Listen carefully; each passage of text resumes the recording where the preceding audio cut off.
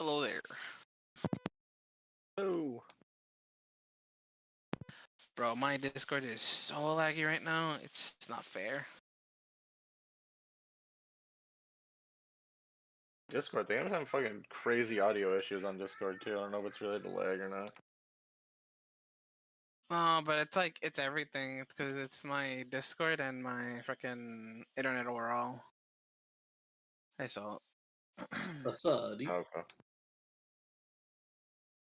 you know, like now, like freaking Discord's like, nope, you know what?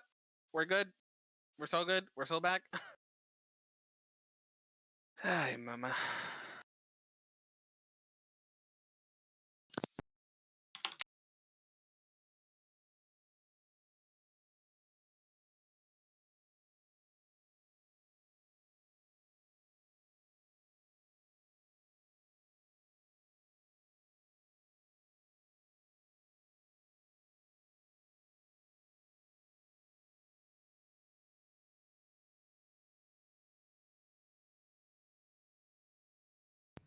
Good evening, everyone. Evening, Robert.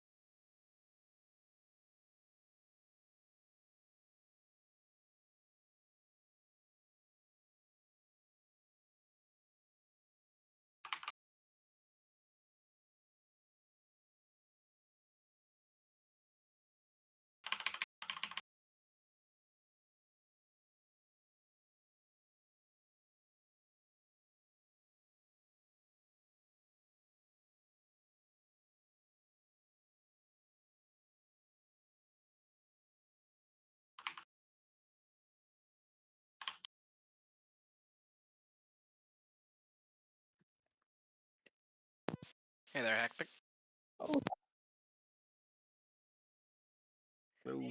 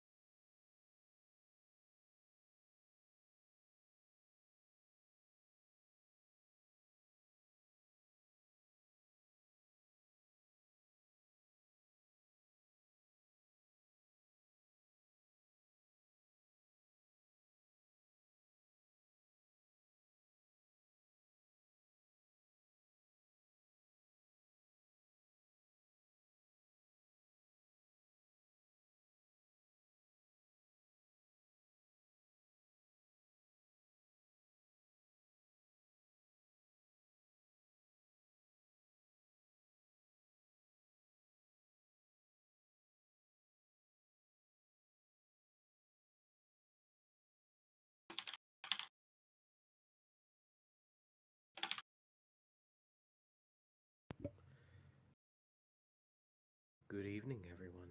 I hope everyone's Good doing evening. Evening. well. Loki did say that he was going to be probably a little late. However, I have been given instructions as to what Vanin will do in his stead. So, for the time being, I will allow you guys to choose whether or not you want this game to start without him or not. Oh man. However, I do not know how long it will be. I said we start.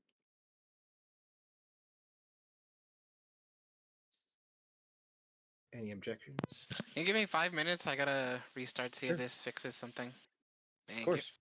By all means.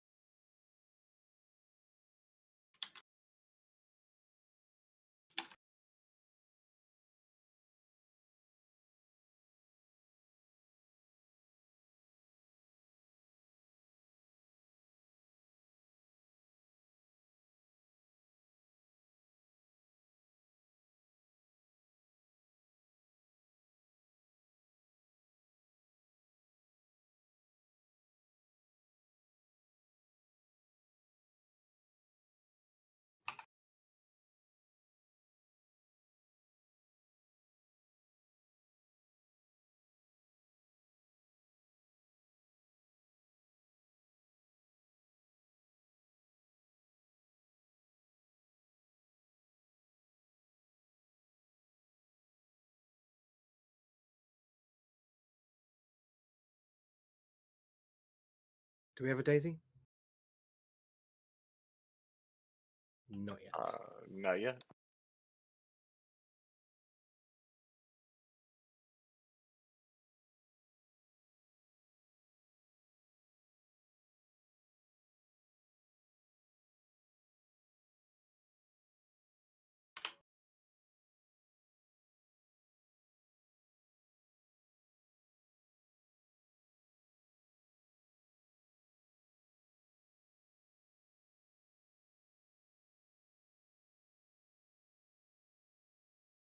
Hello.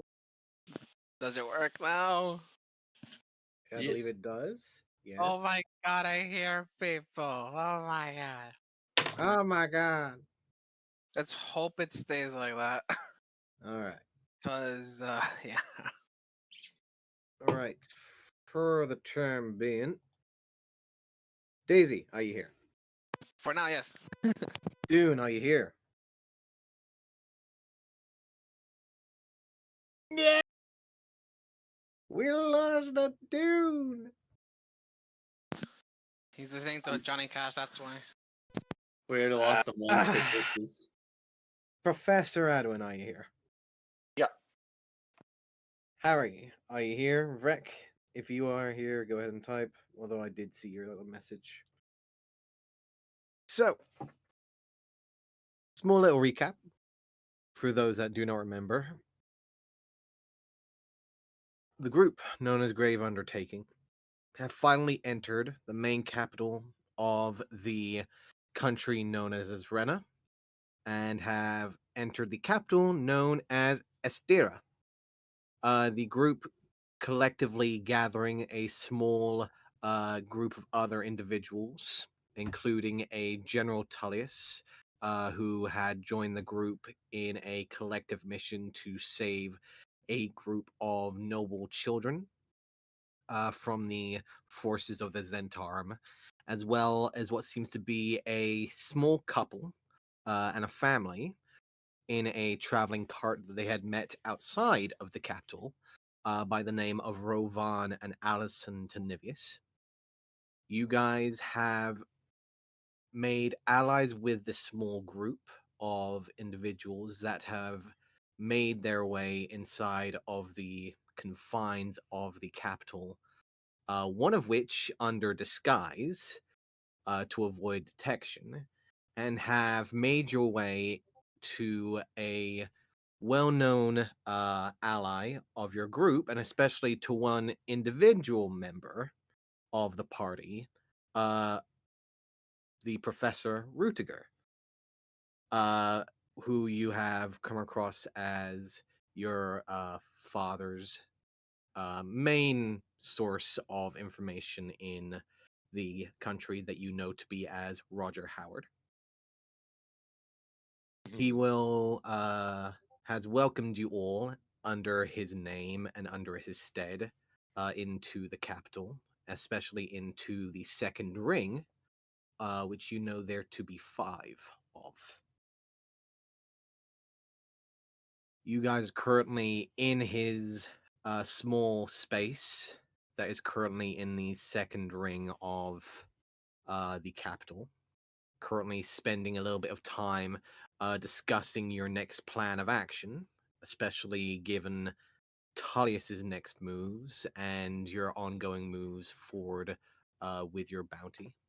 Which, by the way, you are currently at 11 days remaining.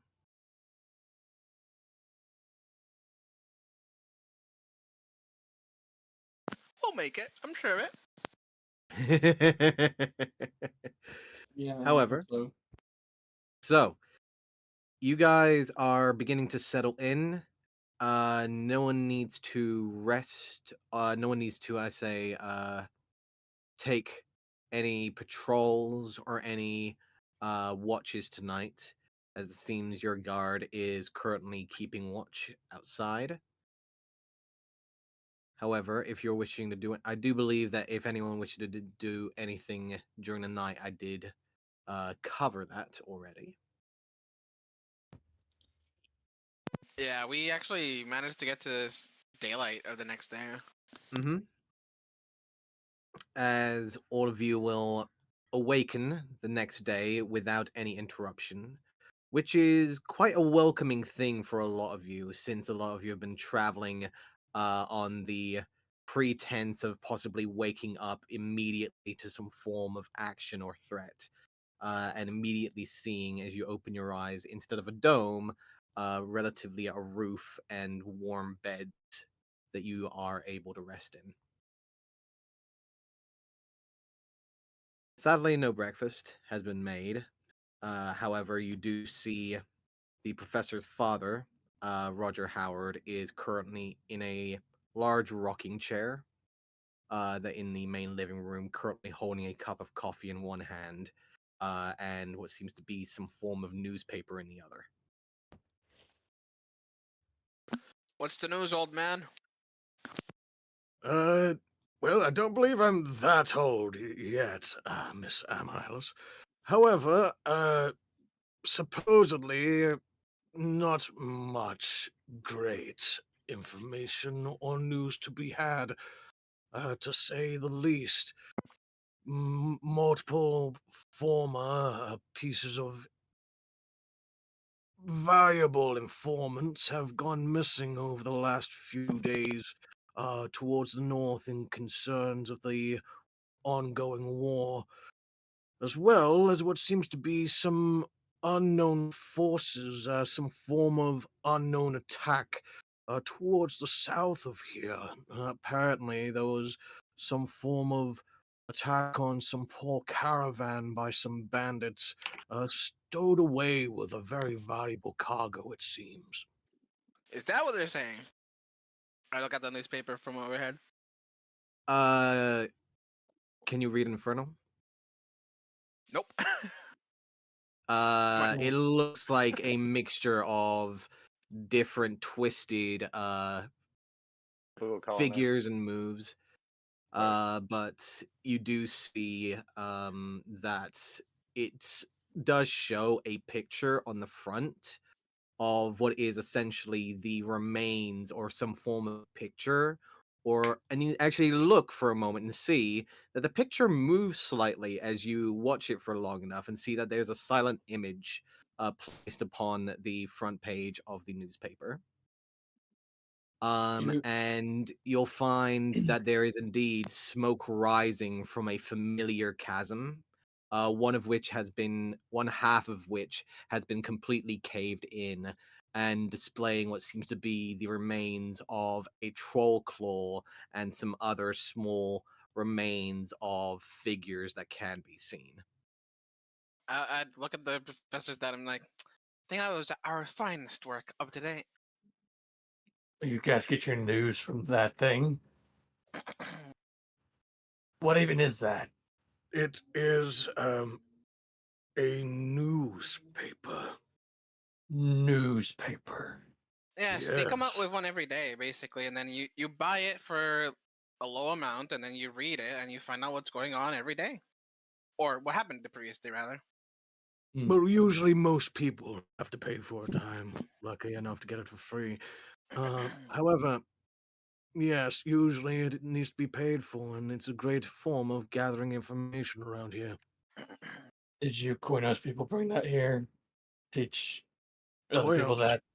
Oh, that term. No. I don't believe so. They had this form of communications long before we did, apparently. It's Hmm. more of the civilized type of thing, dude. Usual tribal people don't have these. More metropolitan areas like Astera do. It's quite fascinating, actually, coming from the Empire that usually has a vast number of, well, how to say this, a vast amount of technology that's usually at our fingertips. Yet it seems that at this point that we are currently behind on that particular schedule, in comparison to these individuals, especially given that their access to the resources and materials that we are now coming to terms as cannon rock. I mean, they do say war is the mother of invention. Precisely. and it seems that whatever natural materials seem to be growing in this land seem to be enhancing the minerals from within, creating some form of enhancement to the ore, depending on, of course, where exactly you are within the world. Yeah, Can the I sister see said that? I'm curious. Can I look at that newspaper just real quick? Of course, my dear boy. I'll I kind was of gonna walk over and ask. I'll pick it up in one hand and start looking at it, reading it. Okay. So I was gonna ask him once Dune's done there. Yes. No, Dune can go ahead first. Dune, Oh. Mm-hmm. you see that there is on the front page that familiar picture of what seems to be a familiar chasm that you had originally set up the ambush, but also where you had originally gone wild. Mm-hmm. And the image does give that slight whisper in the back of your mind, a slight tinge of like almost a pain in the back of your head of a slight remembrance. Mm-hmm. And then there's that warmth that slowly begins to grow before it fades away. Okay. No whisper, it seems. It seems again too dormant to really interact at this moment. in Okay. time.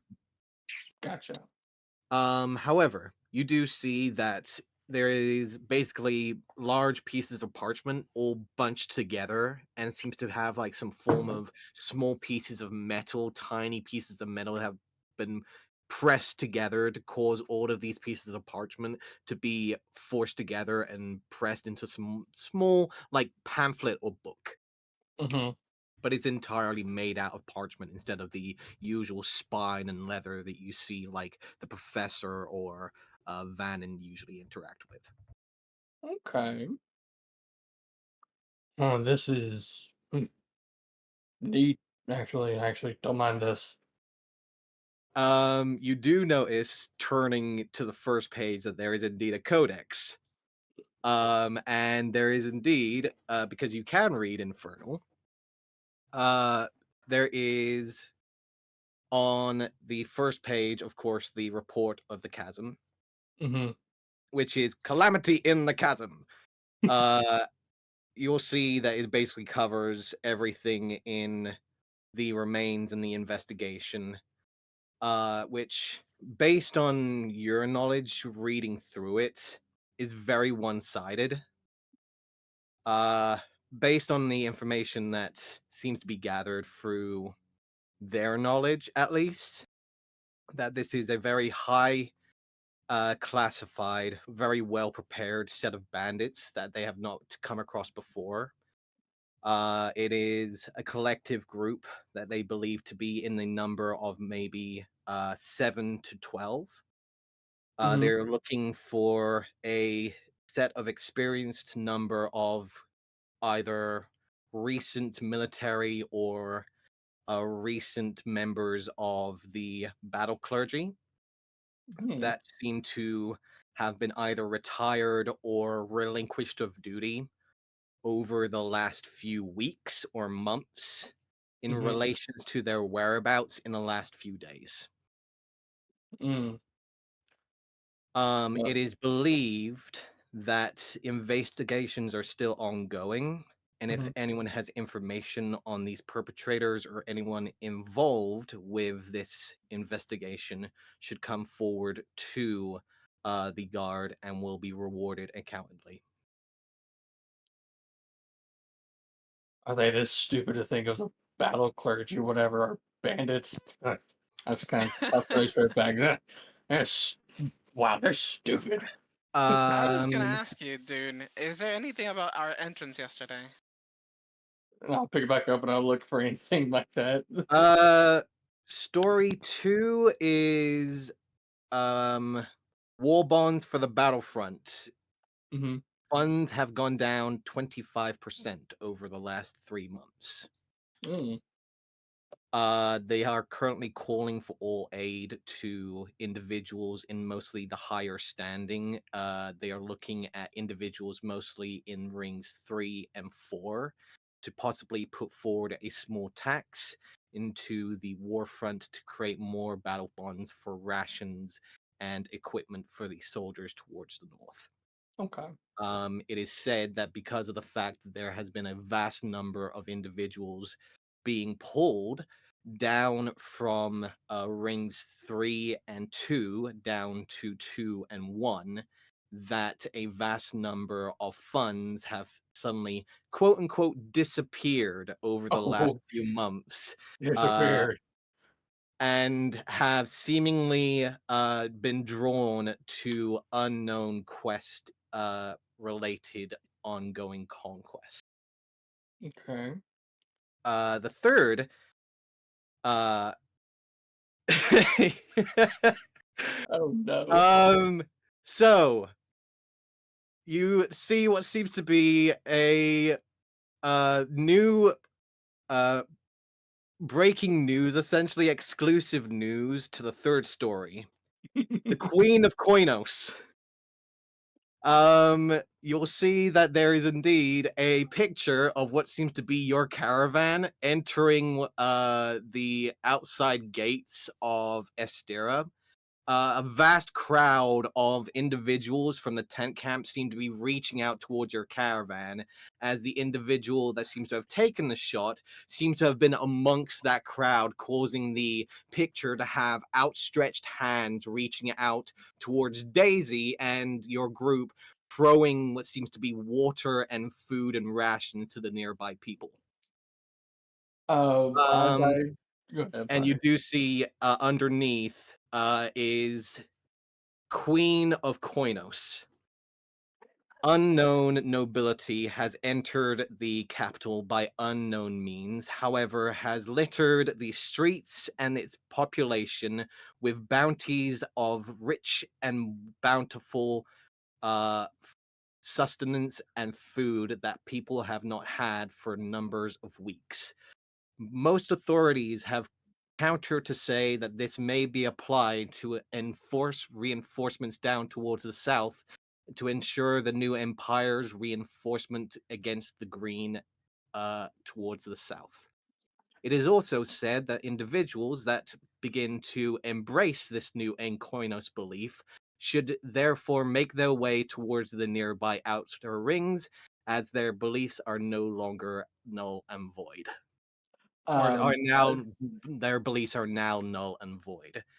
Any continuation of this belief to this new nobility and the praise of their such should be condemned unless this individual steps forward towards the royal crown and embraces their place amongst the new council.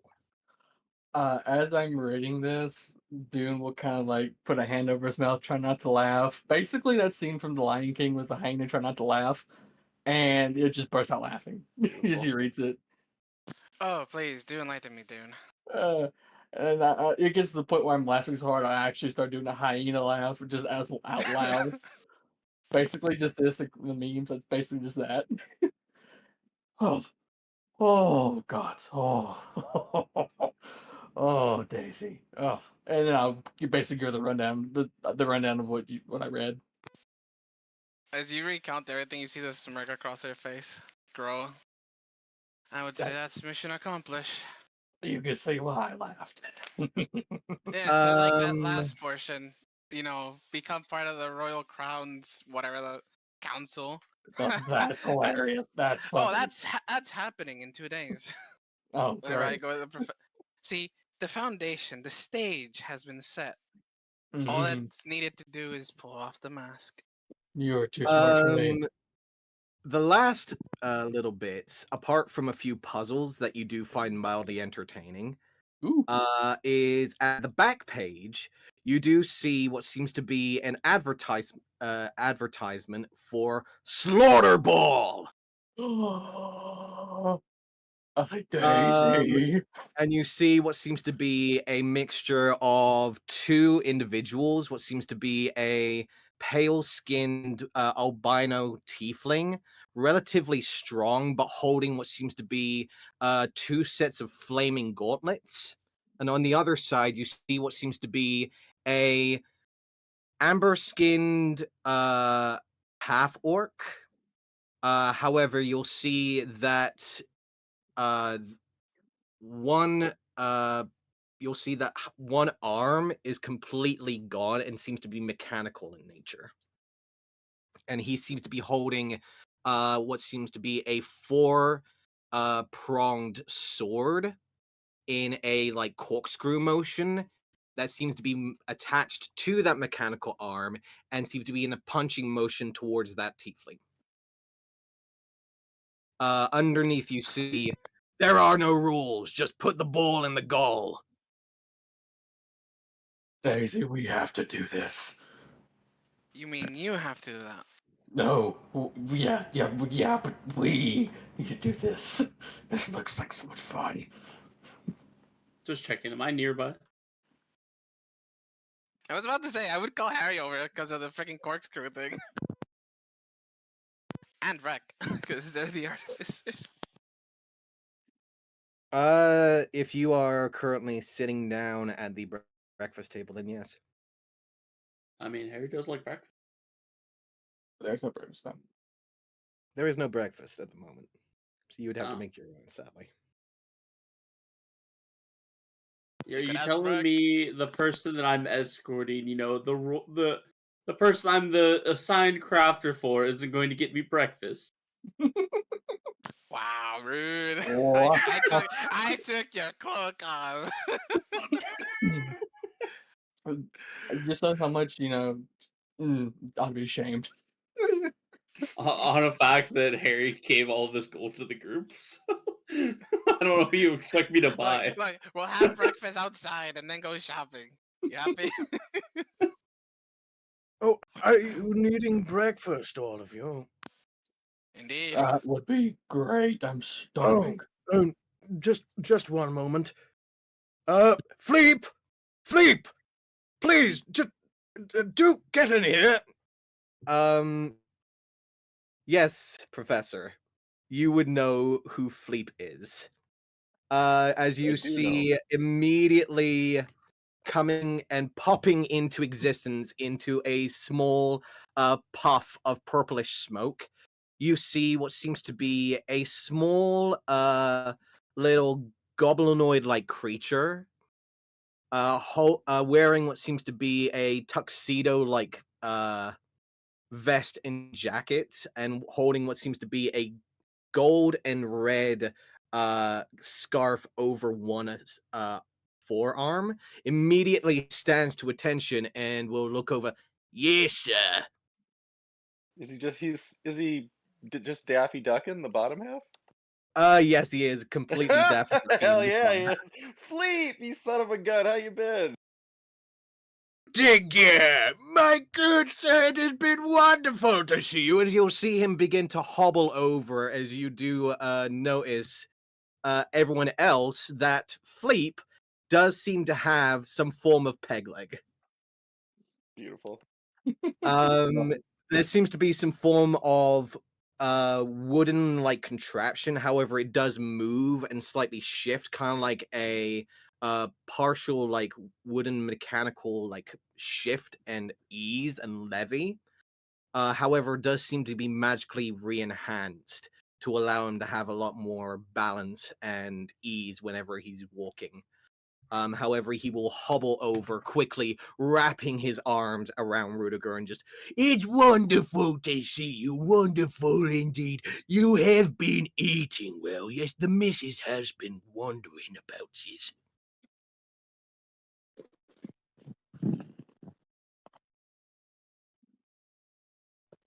I'm sorry, I apologize. Can you repeat that? I got chaos erupting around me. You have been eating well, yes? The missus has been Yeah. wondering about it, and she does get mighty worried sometimes.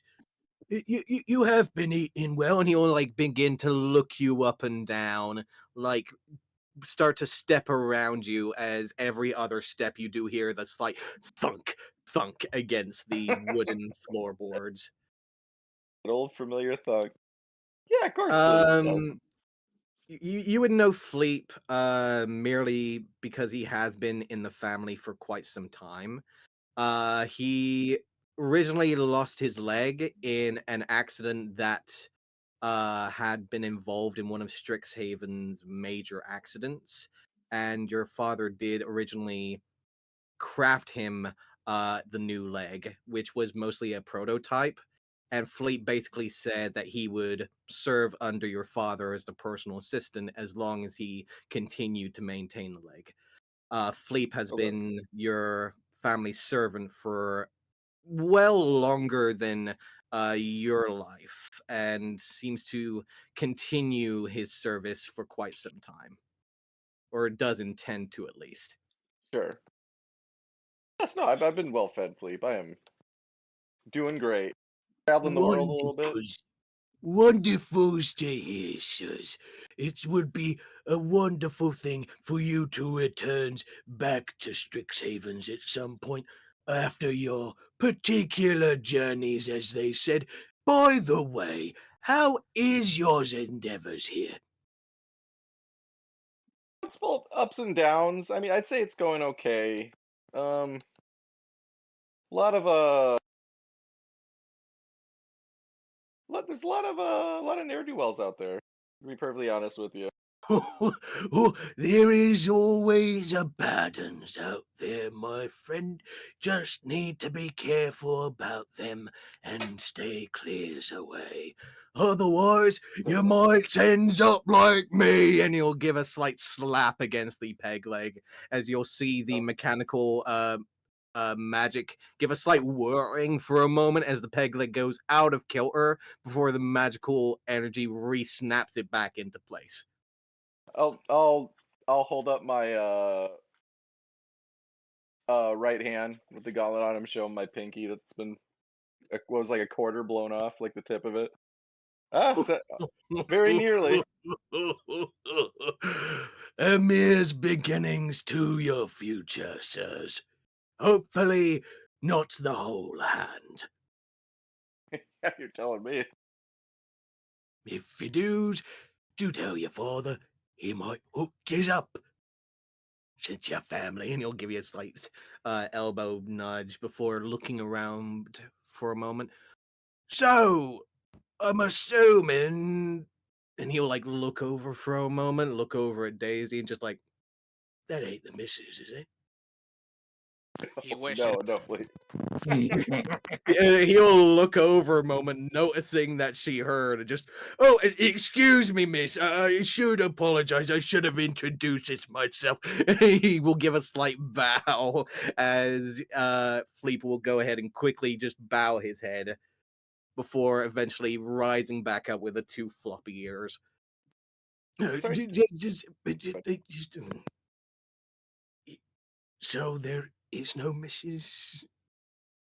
He'll just like look back over as Howard will, Roger No. will just slightly pinch the bridge of his nose and Fleep, by all means, We can have this conversation later when we all have the time for it. However, I do believe that I did request at breakfast. and you'll see Fleep just, Yes, sir. Of course, sir. Sorry, sir. Wonderful to see you, sirs. We'll be right back with your breakfast. and you'll see him doof, doof, doof, doof, doof, and Always a pleasure, eventually Fleet. fade away. Yes, always a pleasure, sir. And you'll see him eventually fade into what seems to be the kitchen area. By the way, The still empty kitchen. There is actually a couple of seconds before there is a calling out of, "Will anything?" yeah, I was about to say. Roger Howard is gonna just sigh for a moment. Right, I might have forgotten to restock. Fleep, if you don't mind, please do get groceries. He'll immediately call out as Fleep Sorry. just walk over to Roger, who will place down a small coin purse into his hand, and Fleep will nod his head, yes, sir, and will start to make his way out of the room. I kind of feel bad for eating all that food and I'm making him go out. To be I like fair, him. he is quite the loyal fellow, and I would not put him into any position that he wouldn't want to be in the first place. He's quite a nice little boy, and he's always taking good care of him. And we've been taking good care of him all the time. And yes, I I make sure he's well taken care of. Don't worry. He's Certainly. more than willing to take care of these matters. I've always However, seen him as a member of the family. yes, treat him Okay. as always a member of the family, mainly because of the fact that he is the best healthcare that I have ever had in regards to nannying and babysitting. Good Mary of every single deity of I can know. That man has saved me everything, including my wallet. Hmm. Now, in regards to your matters in the capital, I suggest that you stay as discreet as possible. Uh, you do have 2 days until the meeting that I hope that you do join me in, as I believe that at this moment in time, you've been cordially invited. Yes, according to the newspapers, indeed. Seems so. And for note, Dune, I have seen that particular sport before. You'll need a team of at least 8 to partake, and they don't accept individual members by themselves. Oh, Yeah, we still be one short. I mean, Like, we can come back okay. one day. We can bring Mm, Rogish, you know. I bet he had a mean right hook. I would actually love to see that. Oh, trust me, you would. Oh, I have no doubt I would. Daisy looks at her abdomen. I could learn a thing or two, honestly, probably.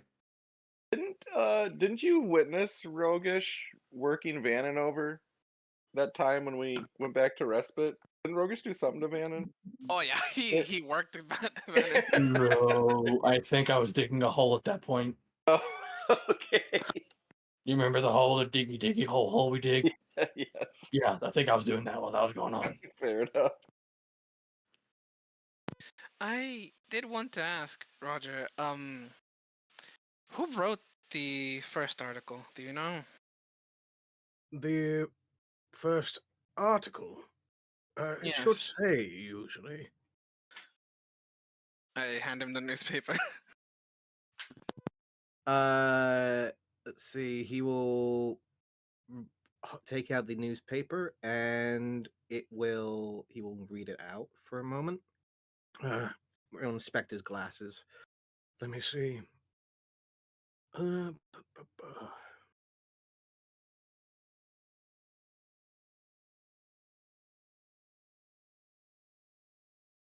Is this it? There it is.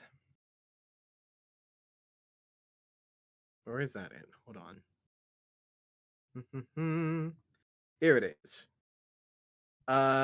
You see that it is under. You'll see him speak out. it is currently, the author is Revino Cortix of the Pentrafix Compressor. All right. What about the other two? You'll see that the other two. Let's see. The second one was the war bonds to the north. That is under.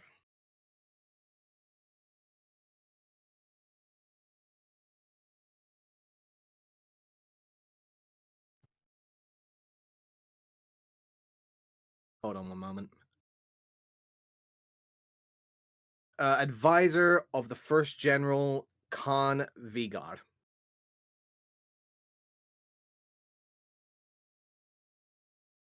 The last one, which was Queen of Koinos. You'll see that that is under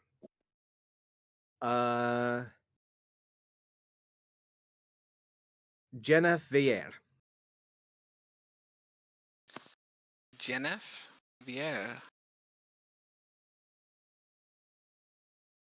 Fanciful name. Genevieve. All right.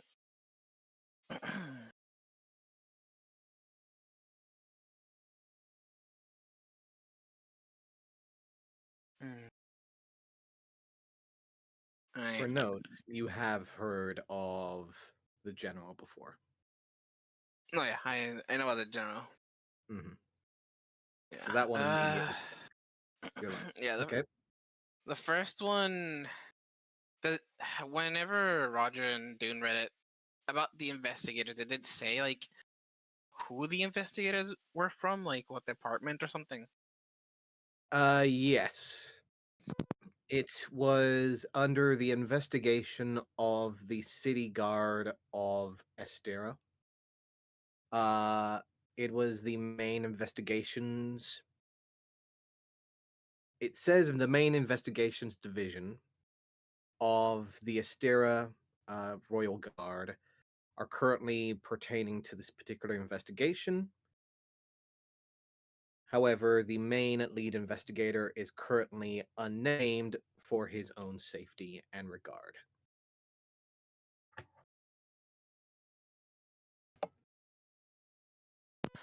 I would look at Roger and like, there's something fishy right here. Like this? Like we did that shit. And that was to Zentarum. Those investigators are probably bought by the Zentarum. He'll look over for a moment, giving a slight nod slowly. If you're needing information, I suggest you should go over to the Pentafix Tronkessa. Hmm. You know where they at? He will give a slight nod. Yes. There should be a small building directly next to the windmills, uh, behind the guard tower where the uh, statue of the first sister currently sits. There should be a much larger building that has a small courtyard. However, to the side there is the main printing room of the newspaper. Usually, the reporters like to stay there. All right. Good to know for later use, maybe. I did want to ask you. You did say that my mom was working with something related to trade before she disappeared. What can you tell me about that? Uh, He'll quickly move over, rising up from his seat, and will begin to look over a small few pieces of paper that he had placed to the side. He'll quickly sweep over a few of the pages before quickly putting one up and will throw it over towards you. she was involved in this for the last number of months. Something involved some form of agriculture.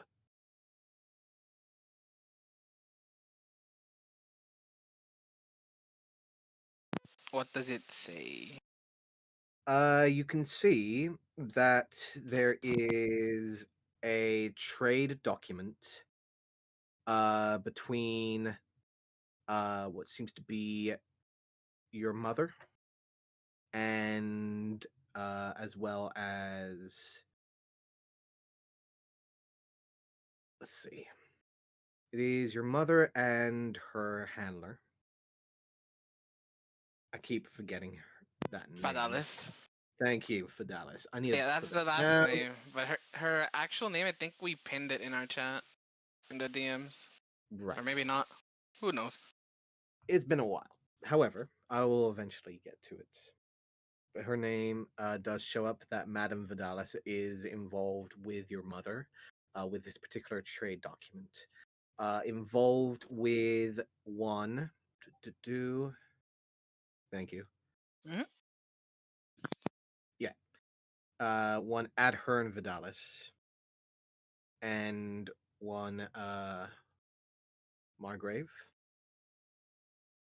Amaralis. You'll find that they have current dealings with an individual by the name of Oog.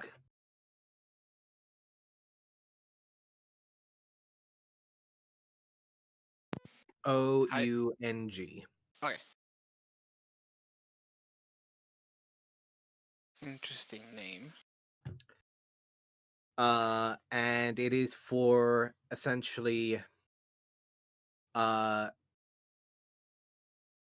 200 crates of. Let me see. Let me double check this one. It is 20 crates of leaves from the Zoltan province.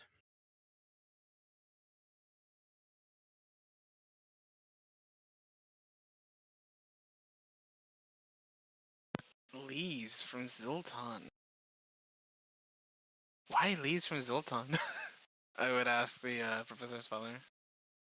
Gives a slight shake of his head. I'm not entirely sure. However, it was said that it was not originally going to be sent here. They were sending it to a different location. However, there was some form of complications with the transport of these particular leaves. Apparently, there was some form of infestation with one of the crates, causing them to be delayed and sent back. Also, given the name Ong, would I believe it is more towards the frog-like peoples that have taken over, or is it someone we met while we were in Zoltan? If roll me a roll me an intelligence check. Can I guidance this? Yes, because you're really wanting to think on it. Oh, good save. Let's see. 20. Hey, you would remember that the leader and quote unquote chief of the Grung that were attacking Zoltan was by the name of Ook, of Ong.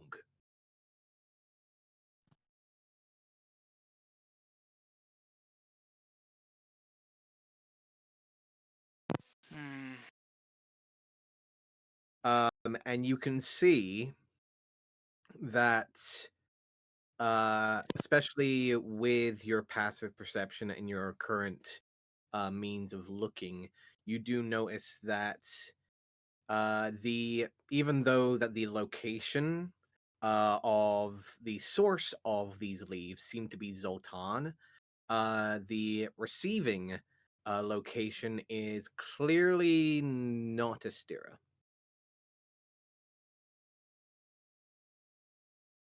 Would it be the Elden Reaches? You'll find that there are two locations placed into this particular delivery. One of which is Windspear, and one of which is Anikotal.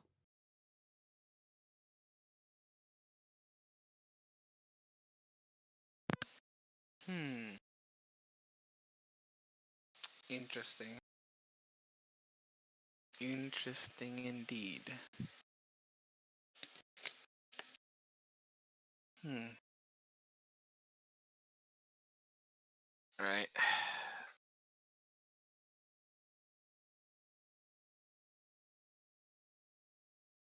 That's all for now. Of course. And he'll quickly step over, retake the parchment before placing it back into the stack. But as I said, the all of the crates were sent back due to a particular infestation to one of the crates. So we had no other choice but to send them to the original sender.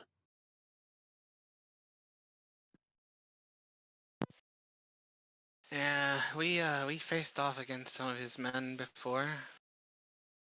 I was quite the hairy situation on our way towards Trist. Exactly.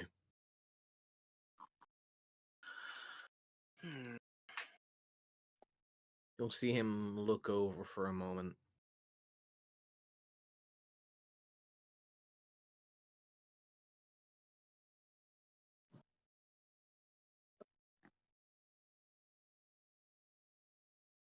Eyes begin to narrow at the silence.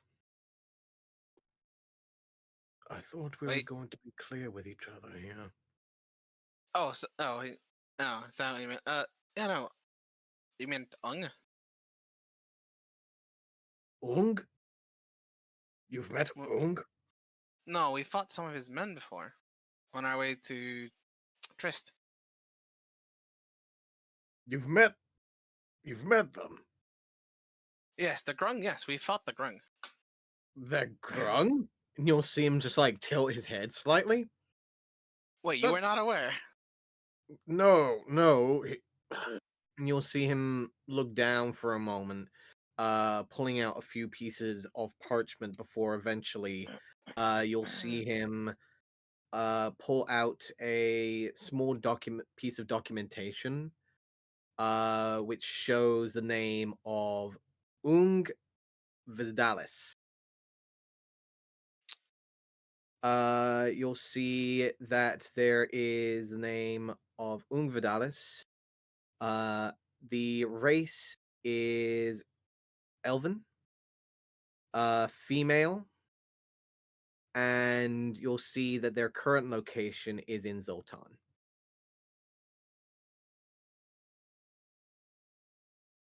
Hmm. Well, let me fill you in on what's actually happened, Zoltan, and I will give him literally the entire explanation of the UNT, how we got there, how we saved the shark, how we fought, how we fought boy. them. Like for the next hour, I'm just Yeah, giving yeah, but as everything you're here. giving all the details, like Fleep has probably returned with groceries at this point and has started to make his way into the kitchen and start So to yeah, actually there was make this giant white snake and everything, man. Oh, hi, Fleep. hello there, and he will start making his way into the kitchen. You'll see at this point, the professor's father is indeed like getting a piece of parchment, scrambling over to a nearby like whatever quill he can get, and starts scribbling down as much as he can. So yeah, I don't know if this Ung is actually a Vidalis.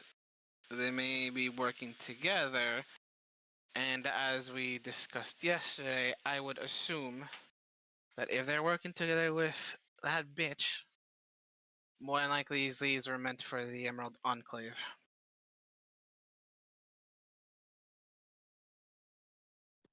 And the shipment may have been tampered with by the Yuan-Ti themselves. That is my assumption. The Yuan-Ti? What do you mean by that? I Zoltan had... is a city of Yuan-Ti. Yes, quite peaceful individuals, actually, in comparison to their cousins, who are quite favorable towards slaving. These people are quite peaceful and usually keep to themselves, actually.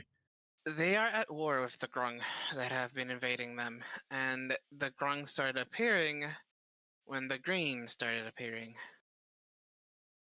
Yes, usually the forest and large jungle that they had inhabited didn't really reach that far. It started originally all the way up towards Zanazul, but it didn't reach any further south than that. Not started maybe a couple of years ago at that point. Hmm. I can. Well, more to. I don't. Did I bring sending along this time around? Let's see. Did you? Did I? Let's see. I did. So I'll tell Roger. I could ask around, see what the people we know, the leadership of Zoltan, know about this person. But to be honest, I just feel it's all cover up. That be they a Grung or not, they are still the leader of this group of Grung. Be that as they may. which just continues creating this massive web of interconnected things. I mean, after all, Vidalises are very good at controlling animals. Indeed, it seems. I have noticed that every now and then. Oh, you know why? Because of this, and I show him the mark. Ah. Hmm. Fascinating. Yeah, they've been. Well, they first tried to implement it into other humans that were not born of their blood through blood experiments. At this point, Fleep has returned with breakfast.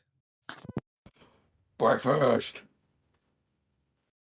As you do see, Fleep has returned with what seems to be relatively thick-looking bacon, some scrambled eggs, and toast points. I immediately grab a plate. You'll see Fleep immediately look around, placing down a few plates. One moment, everyone. Need to make some more. Bigger crowd than I'm used to. And will begin to disappear back into the kitchen.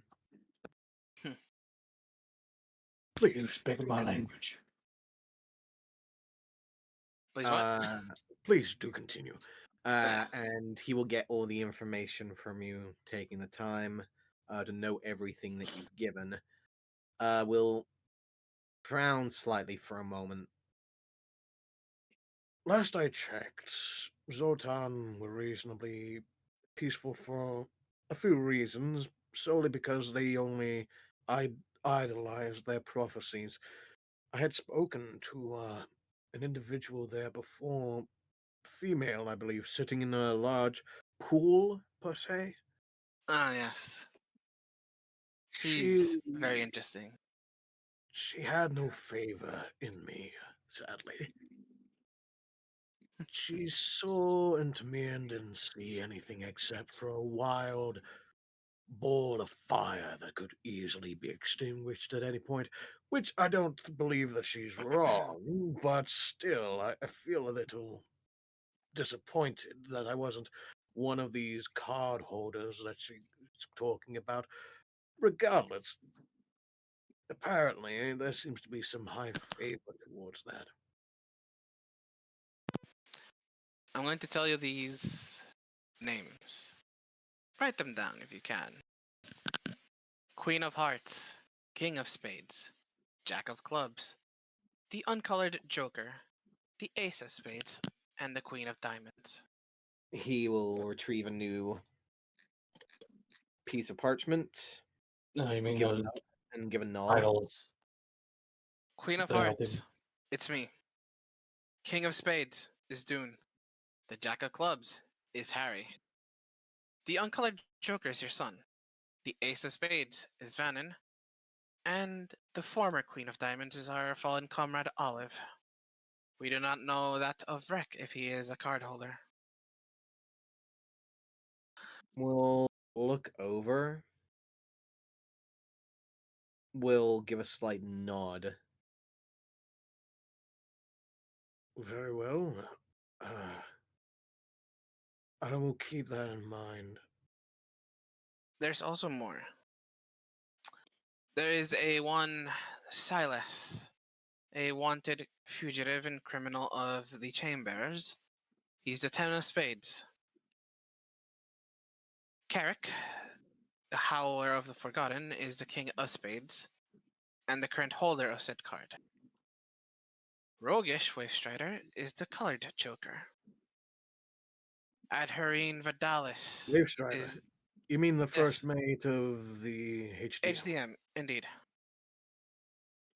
Adherine Interesting. Vidalis is the Queen of Clubs, and the Decari Symbiotarian is the Jack of Spades. We've met, or at least I have met, 5 of these individuals throughout my life.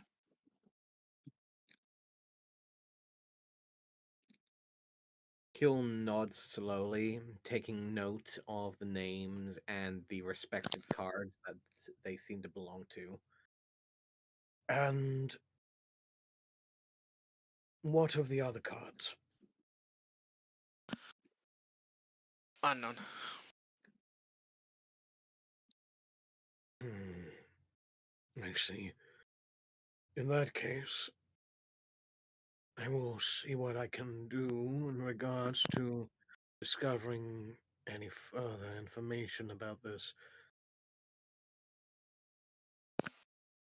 Yes, but I can ask Cyrene about this other Vadalis individual.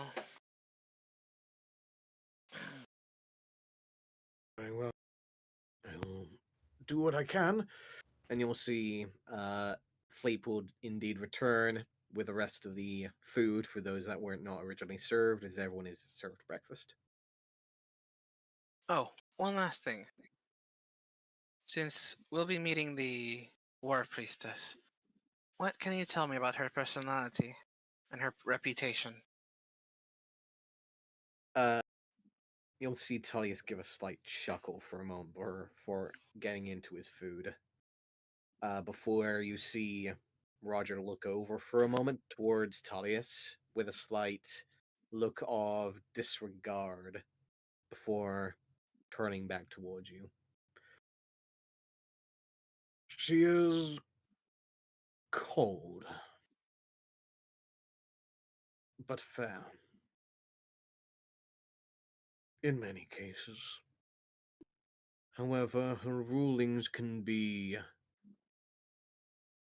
drastic should she believe it to be against her people and against her beliefs in the conquering of the North. It would be ill advised to mention the war to her at this moment in time due to the ill population or popularity of the people at this moment in time.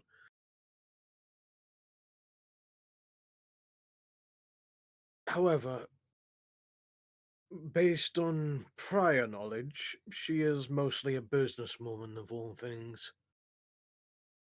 If she sees favor in any particular deal, then she'll take it. If she sees any favor in any of you, then she might do the same.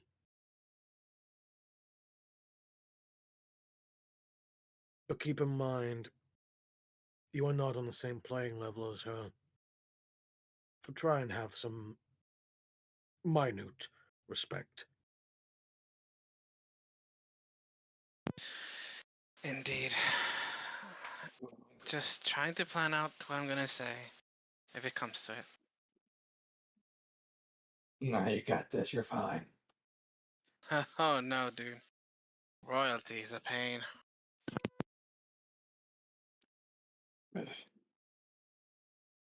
I live in the wild then.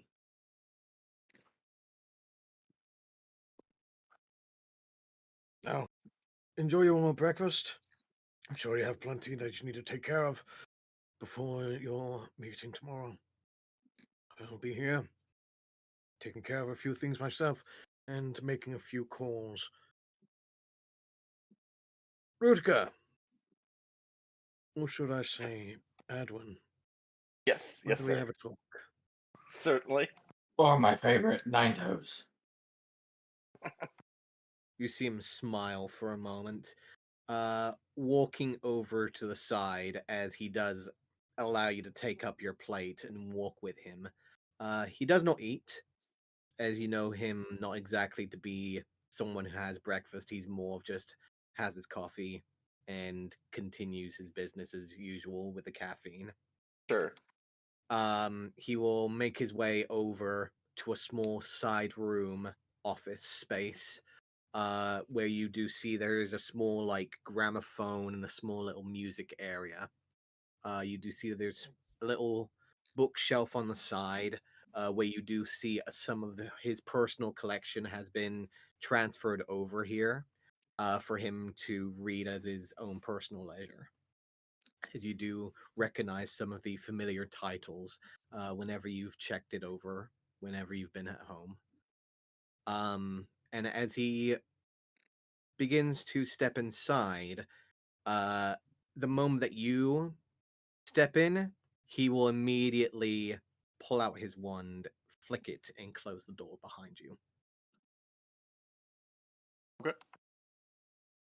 Yes, Father. You wanted a word.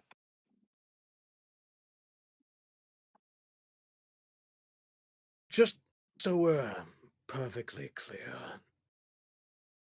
I am not going to be mad or per se disappointed. However, you could have at least chosen a better professor at Strixhaven. Uh, I mean, that's kind of the point. He's not that well known. And wild magic is so vague. I felt, if I wanted, Otager, the man is in Windspear! I wasn't aware of that. It's new Well, information. the mere fact that he's actually over here will save a lot of explanation for your mother. Because if she Certainly. heard about this, she'd have both of our heads. Yeah, I was kind of hoping word of this wouldn't reach her. I think we're in agreement on that. So, I do need to ask this. Why? Well, Father, you're a rather accomplished man. It's kind of a large shadow to exist in. Did I I understand, but still, you could have at least chosen a better one. Like you could have at least chosen Albus of all people. I mean, it was kind of just the first thing that popped into my head. For for Merlin's sake, you could have even chosen Darkgrove of anyone. You'll Again, see him just step away for a moment, throwing his hands into the air. Like seriously, my boy, there's nothing wrong with carving your own path if you want to have your own name, by all means. But you're gonna cause trouble, unneeded trouble. sure, I understand that. Again, in hindsight, probably wasn't the best choice. I mean, honestly, at this point, I'm kind of locked in, so to speak. How how deep are we talking here? And he'll place his hand onto your shoulder. I mean, in the South, it's grave undertakings, and their powerful wizard leader, Professor Edwin Branich, are fairly well known at this point. You just see him blinking for a moment. You'll see him just taking that moment in. The blinking behind the glasses, the slow processing of the situation of, okay, how much paperwork do I need to do here? Yeah, it's Of Uh, all right. Here's what we do. I will try my best to cover this up, but this Professor Adwin Branich, he needs to go away, okay. far, far away. I think that'd probably be for the best. By any means necessary. If you're needing a new name, a new means of getting around without being noticed, I can possibly try and talk to some people, but you're talking about a representative of Strixhaven here, my boy. Sure. No, I get that. I will see if I can do some transfers, see if I can try and send our dear professor back to Strixhaven, and see if we can try and figure some things out. Political bullshit, as they say. Sure. However, we need a new name, or at least stick with what you have. Uh, is there anyone that I need to know that knows about this name? Anyone important? Anyone important? I mean, again, like I said, we're kind of well known in the South. What about Windspear? Windspear, I think we're you should be fairly good there. Maybe more Anikotal might be kind of an issue. So the worst that could follow is possible spreading towards the capital, which it's possible there may be consequences, but again, red tape, red tape, red tape. Sure. He'll start to move over towards a nearby bookcase. You'll see him take out a small book, which you'll see him open to reveal a false inside, where you see him take a small bottle of a very fine crystal esque bottle, and will immediately take out 2 glasses, place them down on the side table, and pour out what seems to be some very fine looking liquor. Excellent. I'll take a glass. Now, I will say that we will make a toast. And he will quickly reach out, taking his glass as well. To the death of the adventures of Edwin Branich, and perhaps the revival or the dawning of something new, Yes, to new beginnings. to new beginnings. Now, I will say as well, before you take that drink, you say that you had lost someone. I remember that you had another individual with you at that time. Yes, Olive. Yes. She wasn't the missus, was she? No. Oh God, no. God, no. Jesus, no. Okay, okay. Just so you know, your mother is actually starting to ask what exactly is going on with you around here. Been doing my best to say that I haven't really heard a lot, but you know, she's pestering. Sure, I get that. I mean, just haven't really had a chance Mm, to kind of play the field, so to speak. We've been kind of here and there, bouncing around places. Well, here's what I can do for you. After this particular situation with whatever happens with the War Princess, perhaps I can Mm, do you a favor. okay. Perhaps with this new beginning should be a better means of getting around. Okay. Uh, I have some connections. Perhaps I can possibly try and give you much more than simply a name.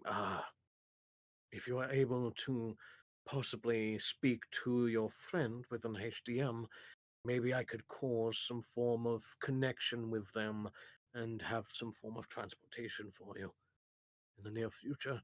Really? Um, Okay. well, yes. D- how are you looking for transportation at the moment? I mean, kind of. I mean, we're basically on foot, but we do have.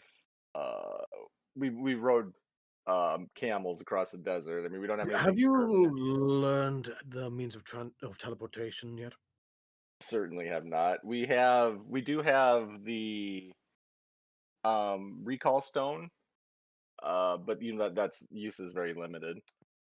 I would say I would believe that you would be one that would take that form of path, given that your nature was usually one that would leave as quickly as possible. However, if you are needing access to some form of teleportation here, I do have one in my basement. Excellent. Yeah, that'd be very helpful. Actually, we haven't even got a round to trying to find a teleportation circle here. That'd be very helpful. Excellent. Whenever you are able to learn how to get out of here, then I will go ahead and let you have access to it. But until then, get to learning, my dear boy. Yeah, I've been slacking. I do apologize. It's just, I mean, it's It's been a crazy couple of months, to be You've honest. been busy. Technically, there's experience in mere work. Now, let's get back to your companions. I'm sure that they are needing plenty of stuff to be taken care of. Oh yeah, yeah. We haven't even scratched the surface yet. Excellent. And he will lead you back outside, carefully placing his hand onto your shoulder as a vice-like grip will immediately dig in for a moment, as you'll just lean in for a moment. And if you ever lie to me about that again, or if I hear about this, I will be cutting you off. And he will immediately step away. Consider the name dead and buried, Father. Also, Daisy, you would hear that through the open door. As Roger Yes. Howard will make his way back over to his chair, holding his cup of coffee, and will continue to read through his newspaper. So who are we burying? It was metaphorical. Don't worry about it. What's going on out here? Let's finish eating, Well- and Professor starts picking at some more of the fruit. Well, we're planning to buy materials for more bombs, you know. Professor, you'll find that the remaining part of your breakfast seems to be gone, including the plate. I'm gonna look over at Dune. What? Nothing. Never mind. Professor, you will notice that there is a plate hidden underneath Dunes. Sure. Sure. I look at the professor. I'm like, Surprising. I mean, you left. You didn't take it with you. Yeah. These Just the gotta rules get we off live home. in. You know this. Certainly. And is Harry still here eating? Harry at the Yes, table? I'm just enjoying my food. If at some point during the day, if you could speak with my father about I'll let you two hash it out when you have time. Yeah. How was it? Yes, sir. What is your current ranking within the HDM? If you don't mind me asking, dear boy. That's not bad, Pip. But Pip? let me pull open the spreadsheet. Let me check my notes. Let me check blood. Score. No. Uh.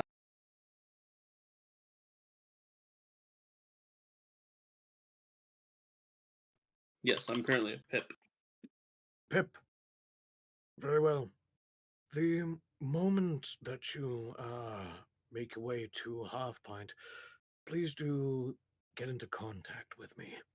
I might be able to help you out in regards to some form of transportation. Well, if everything goes well here, that should be within the next 2 weeks. I will keep my ear out for you. As long as we don't get eaten by a kraken on the way back south, we should be fine. Why ever would you do that? Oh, because our ship about is that. cursed. What? He'll like Oh look at you. yes. God, Like Kurt. baseball. You said Yeah. you didn't have transportation, but it I- seems that you have the it's- best transportation. I didn't get to that part. We kind of cut the conversation short, but yes, we do have a curse ship which is crewed by Four I don't know, kenkus. yeah. They're penguin kenkus, to be exact. Yes, they are. Okay, Penguins. well, hold on, real quick. I just want to say, is it really cursed if it just means you have a friend waiting to become a friend? I mean, look. To be fair, they do be very, you know, how you say, clingy. They're a bit clingy, but it's okay. Right now we have a restraining order. I mean, look. All I say is, if he appears, you know, Rico has quite the bomb in his freaking bag. So you know, it's last resort. And I'm immune to it, so yeah, that's fun. I mean, We toss Dune in with the bomb. You know, shit happens. Boom. transportation that might not possibly eat us would be preferable. It does work for now. I agree. Absolutely. Perhaps we can discuss things like that whenever you're done with your business here. Well, it's technically an event, but you know. Well, regardless. What exactly were you not looking for, by the way? You said they were looking for Cannon Rock. I'd recommend the Emerald Bazaar for most of your trading stuff. However, if you're looking for a reasonably nice smithy around here, there is one that you could technically check out. Should What's Harry that? be interested? Oh yeah. I mean, you said Can Rock. I was already listening. I'm just waiting for the Oh, for the departure. He had the pen and paper out. It's like, You just had him just at say the name. sorry. Cannon Rock. You're looking for, and you'll see him go over his notes for a moment, checking a few pieces of parchment, as you'll finally see him pull out what seems to be a very soot covered flyer for a boom Very casts and trinkets. Oh, casting irons. That's the name. Casting irons. What about other ores from like other regions of Ezrena?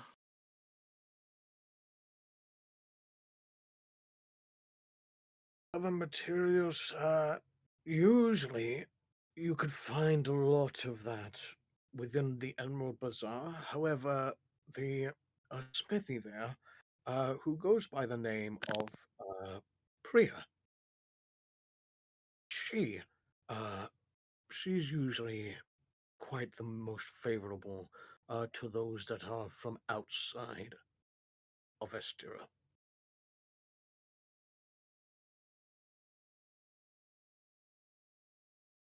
Regardless to say, a lot of people in the Emerald Bazaar will try and gain the upper hand to those that are not experienced within the trade.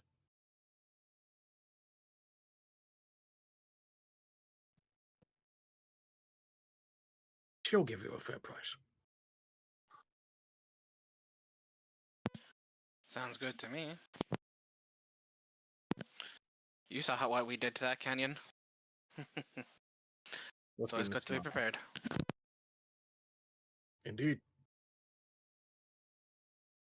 Oh, right. Diamond dust. Same place? Or just the Emerald No, Output? there Right, Emerald should Bazaar. be uh, a small trade bazaar towards the south of the small outer confines. There should be a individual in the main market uh, by the name of Mr. Haven.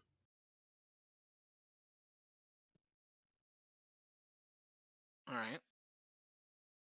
He should have the materials that you need. Alright, yes, because Vannon and I are desperately needing diamond dust. Good. Just make sure that you have the coin handy. Most people aren't allowed unless they have the coin at the ready. Very well.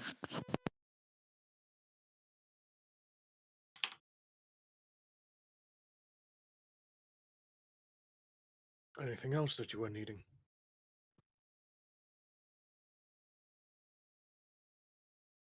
I think I think we're that's it for now. yeah, I think we're pretty well set. Yeah, so just buying materials, and that's it. And then we wait till D-Day, and then we hope we don't get jailed. Oh Lord. Is Tullius in the room right now, Rob? Yes, he is in Okay. the room, currently finishing his eggs and bacon. Okay.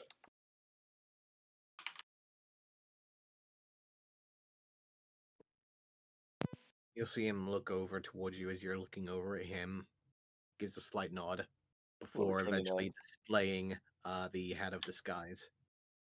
Or the moldy face hat.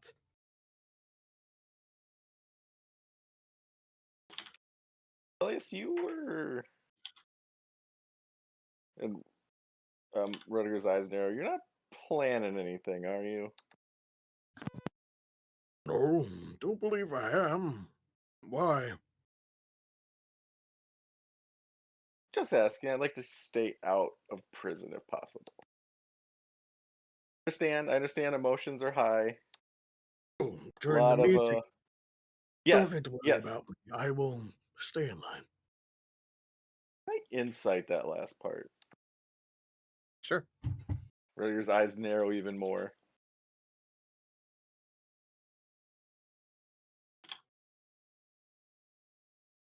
Sounds good. He seems to be telling the truth. Okay.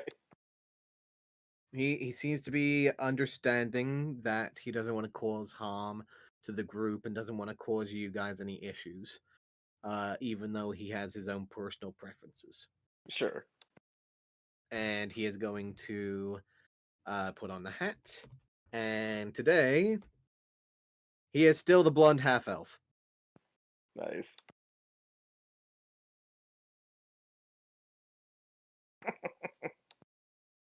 Still the female blonde half elf who will just look down for a moment, sigh softly, before shrugging his shoulders. Well, the view could be worse. Sure. All right, since we are going to the market, best be covered. I put on my hood. Okay. Can't let my hard work go to waste yet.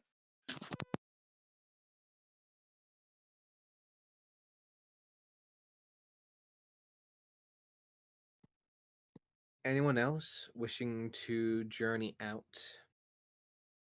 into the streets of Estinera? Oh yeah. Yeah, I'll go browse. It's been a while since we've been back in proper civilization. Too. All right. Let me get the crew all together. Rudiger, your father is going to indeed stay inside, as he is going to be dealing with plenty of business on the outside. Sure. So he sadly cannot join you on your little journey in the second ring. Okay.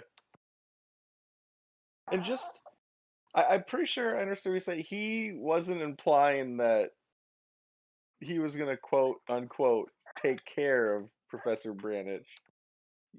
Right? He was gonna Oh try to do no, his best to get okay. Okay. I just wanted to make sure. no, Okay. he's not the Okay. type to do that. Yeah, I didn't think so. I just wanted to make sure. Okay. Okay. He's more than likely, knowing him, going to just be like, "Hey, there's something that's happening in Strixhaven at the school that is like in dire need of your attention. Come Sure. home as quickly as possible." Okay. Okay. He is not going to off the actual legitimate teacher of wild magic at Strixhaven. Okay. Good to know. Take comfort in that.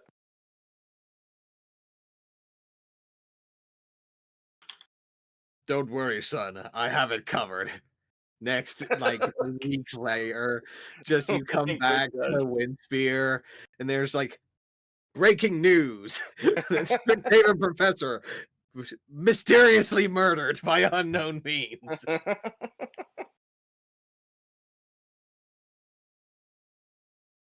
There was a mysterious note that said that even though that I, the great leader of the grave undertaking, Good night. I, the great leader of grave undertaking, have finally fallen. I Ah, hand over the all power to place name under here, What space? which is just basically the new name that you make. Uh, all right, we're gonna go for that. So that's gonna be Tullius for now. As for those that make their way out, welcome to the second ring. Really quick, I am on the way out, right? If you wish to, yes. Yeah. One thing I want to do, like, as I'm heading out, um, if the professor's father's there, Mm-hmm. I'd like to write down two names on a piece of paper and ask him if you have any records on these people as well. I would also appreciate. Okay. and then kind of just slide him the piece of paper. Okay. He will look down. What are Yeah, the just two names? I'm about to drop you the message, but Thank they you. are on a piece of gear of mine. And He'll inspect the so names for a moment. just if you have any records of them laying around, I'd appreciate any information on them as well. But yeah, take your time. No rush on those ones.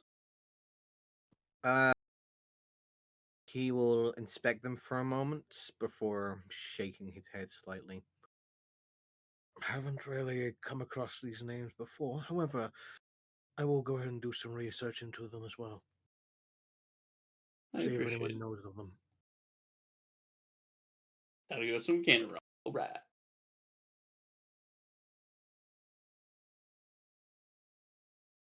As you guys step out, there is an immediate pale, blinding white sun that seems to immediately radiate over the streets. There is a sound of multiple voices echoing out into the air, mostly in infernal, but you do catch the occasional sound of other languages echoing out into the streets. You do see here what seems to be a small fountain, currently uh, mostly dry, except for small patches of water and green that seems to be rising at the bottom of this small fountain here. You do see numbers of the guards that seem to be watching over, including the guard that has been watching over the front door. Looks over in his armor, gives a slight nod of Greetings! Welcome and good morning. Hope you slept well. Yes, good morning. you do see a few of the citizens, some of which you do see seem to be wearing mostly regular clothing. However, you will also notice, much like the citizens of Avin and the masked individuals that you had seen inside of the cage, a vast number of individuals with the masks and the hoods seem to be passing on by silently.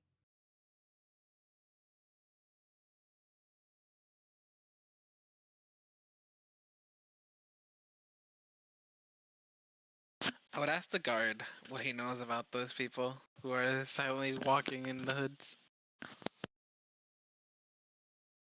Uh, Mostly Koinos folk. However, it is said that a lot of the individuals that follow a certain calling within the Empire, whenever people that seem to embrace the newer individuals here usually like to partake in their rituals. Usually you'll find members of the Empire or members who favor the Empire that seem to praise their newer gods, seem to hold some form of likeness.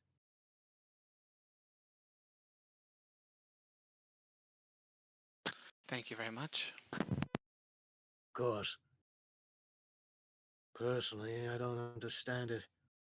If you believe it, might as well show your face for it.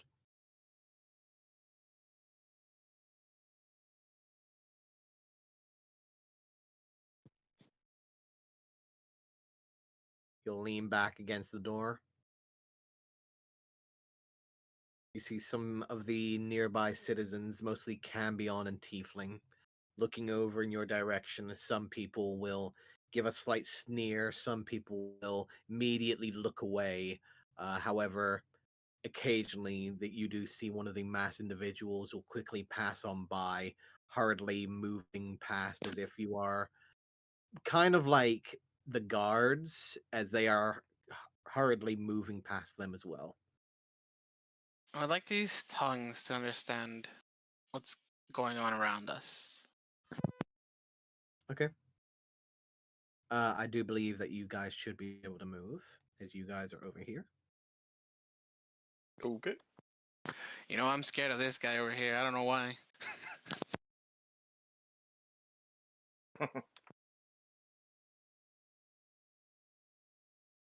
As you are walking through, you do notice what seem to be very familiar dressed individuals who seem to be occasionally walking around, seem to speak with some citizens before moving onwards. You do Is see there that here seems to be making his way in your genuine direction. are there any people ogling Dune like there were yesterday? Roll me a perception check, please. Okay. And I'm keeping myself hidden with my cloak. Well, Okay. facial features more than anything. Mm-hmm. Looking around, Professor, you do see this individual over here who seems to be leaning against the doorway, arms crossed, just watching your group, but does seem to be looking Dune up and down as if like checking him out. Okay. It wasn't that great a reception, but is there anything like noticeably different about him compared to the rest of the crowd around us?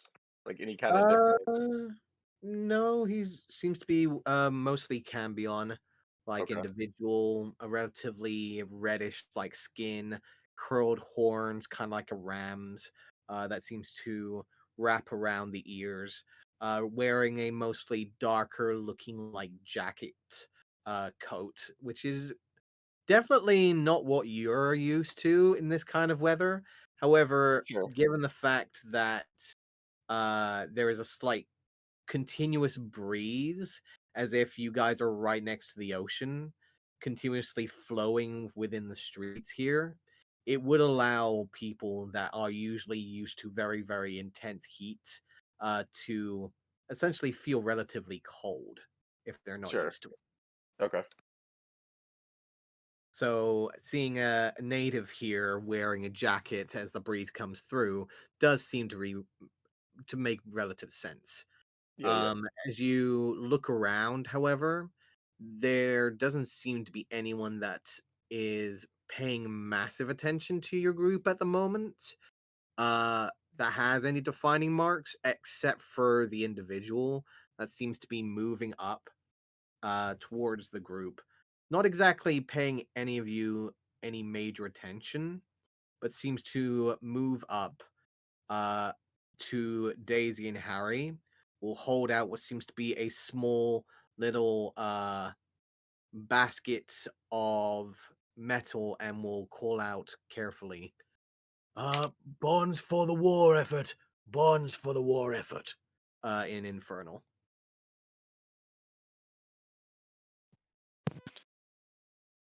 So his garb is very much his Zentarum, right?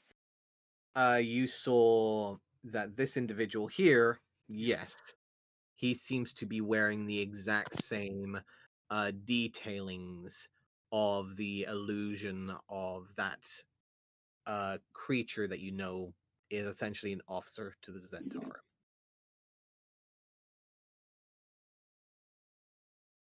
However, he seems to be moving and carefully shifting between people as you do see the citizen next to him immediately pull out a few pieces of copper and silver, place it into the basket.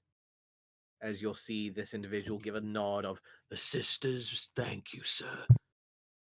and will continue to make his way forwards.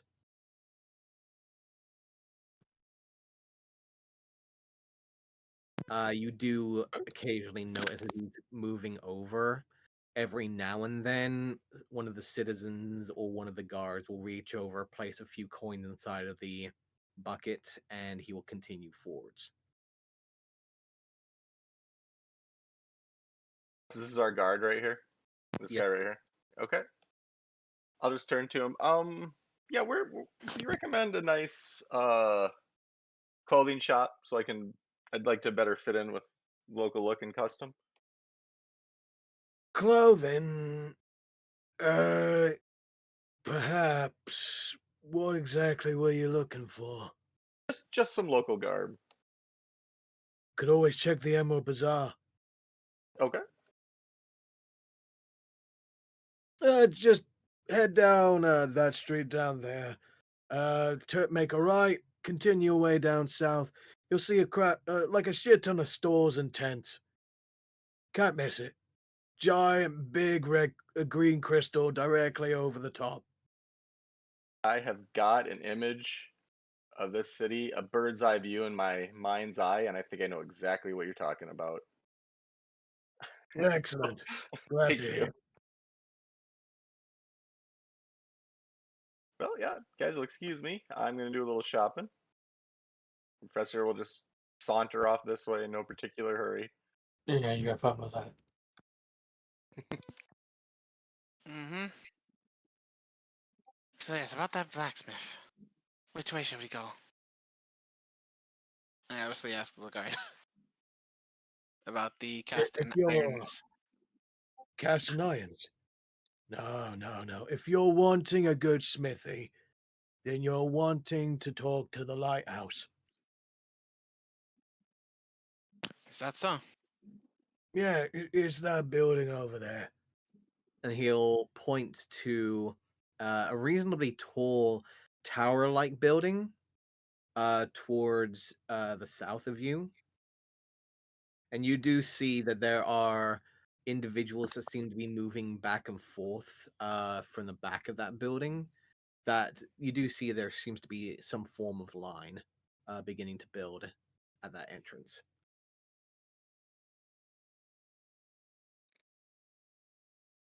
Over here. Alright. I mean, it wouldn't hurt to go to both of them. Yeah, you get the best materials over at the lighthouse. You don't bother with casting irons. She ain't that good. Inside check. Roll me an insight. Not bad. Uh,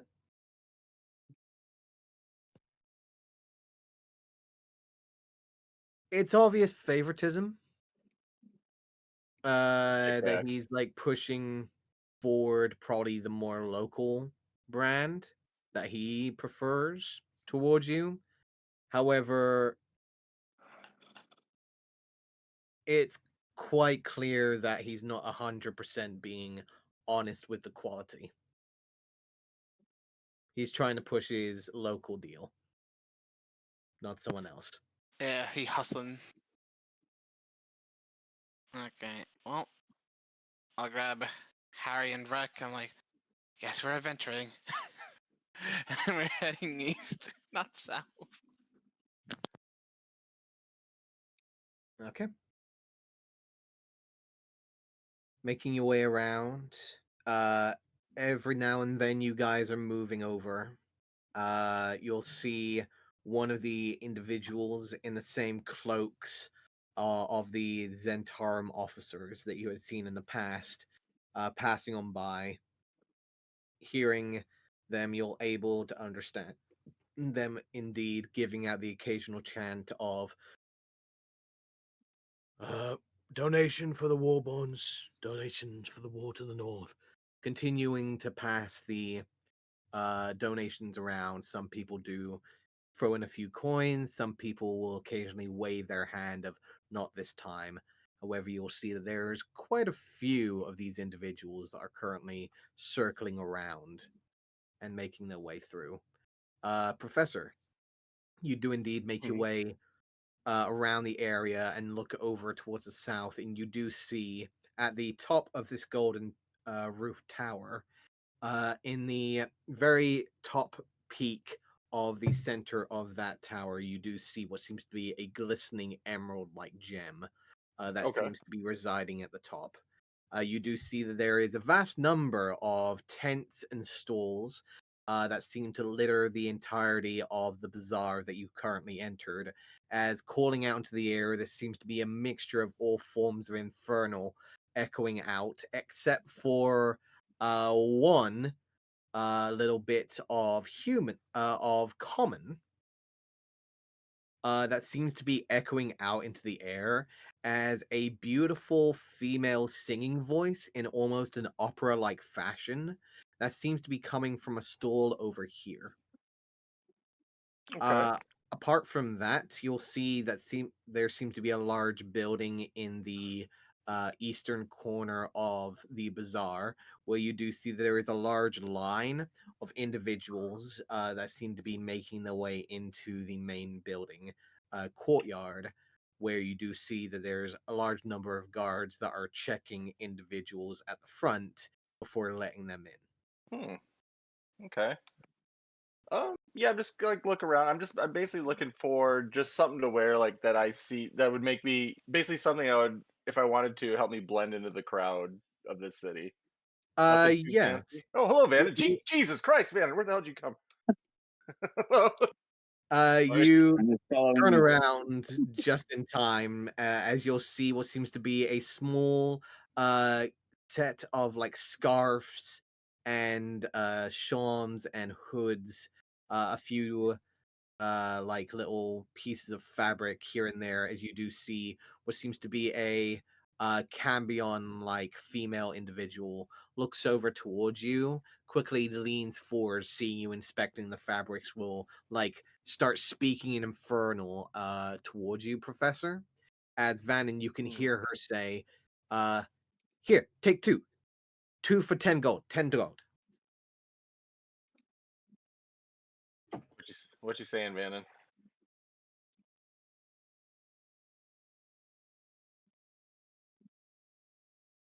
Good quality sheep to wool. Assuming Vanna is translating this. Um. Yeah, does this look like about what like average people around here are wearing, for the most part? You do see that there is a few individuals that do seem to be wearing some form of scarves or hoods. However, you Okay. do notice as well that seem to be some individuals, kind of like what you saw uh, detailed in Avin.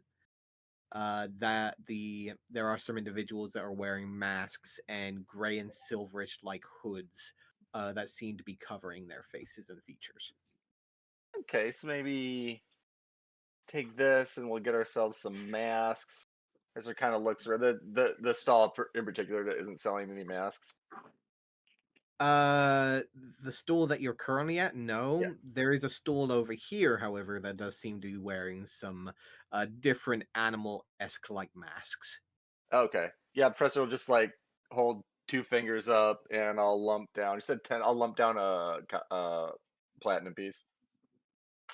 Uh, she will inspect it for a moment, quickly bite into the coin before nodding. Good, good, and will carefully place two scarves directly in front of you. Okay. Yeah, I'll hand one to Vanna and I'll wrap myself another scarf and let's go complete the look. Let's get ourselves a couple of masks and then I'll come over here. You do see what seems to be a much older looking Cambion like gentleman, currently hunched over.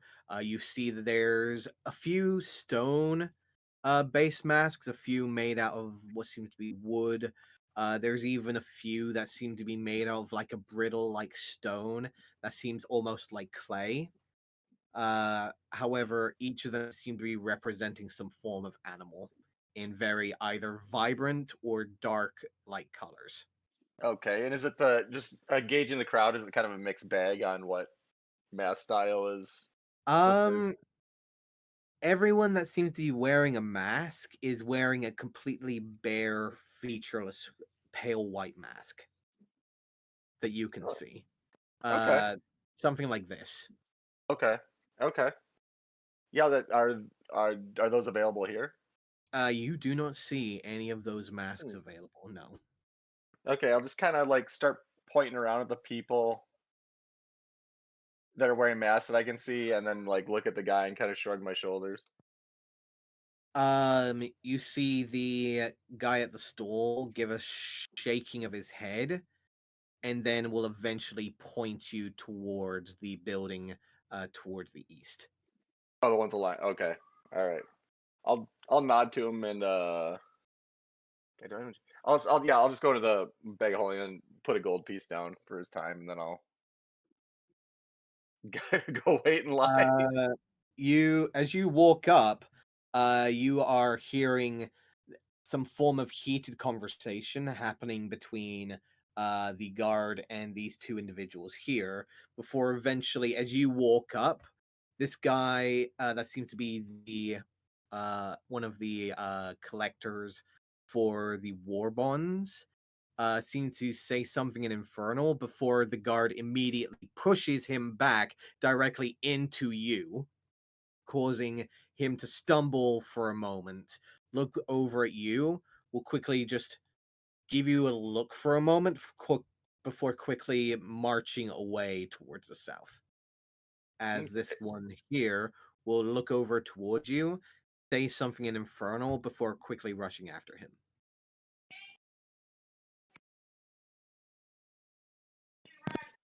They basically told him not to mess with her husband.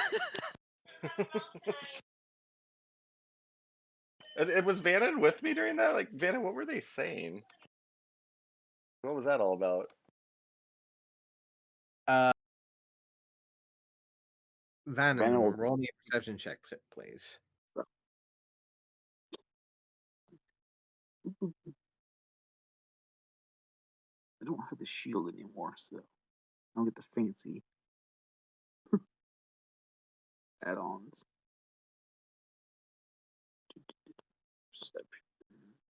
Perception.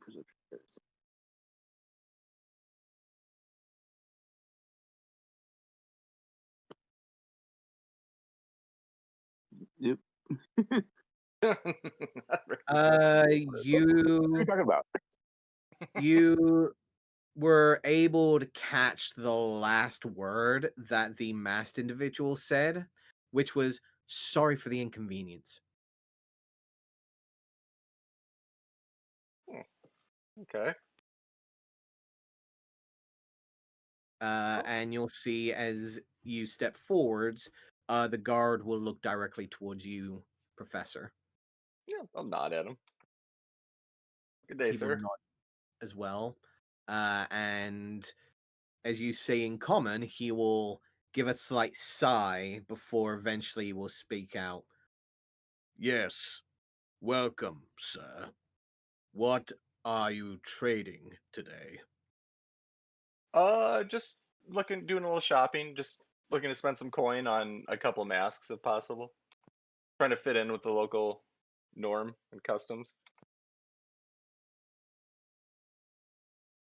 And what masks might that be, sir? We Oh, don't usually partake in costumes and fashion. just these. I was directed here by another stall. Just these more plain masks that I see everyone wearing seems to be the fashion. He will look over as you point out to one of them before he will look over towards you for a moment, tilting his head slightly. Ah, wishing to hide your face so you don't get treated different, huh? No, not at all. I just wanted to respect the local cultures and norms.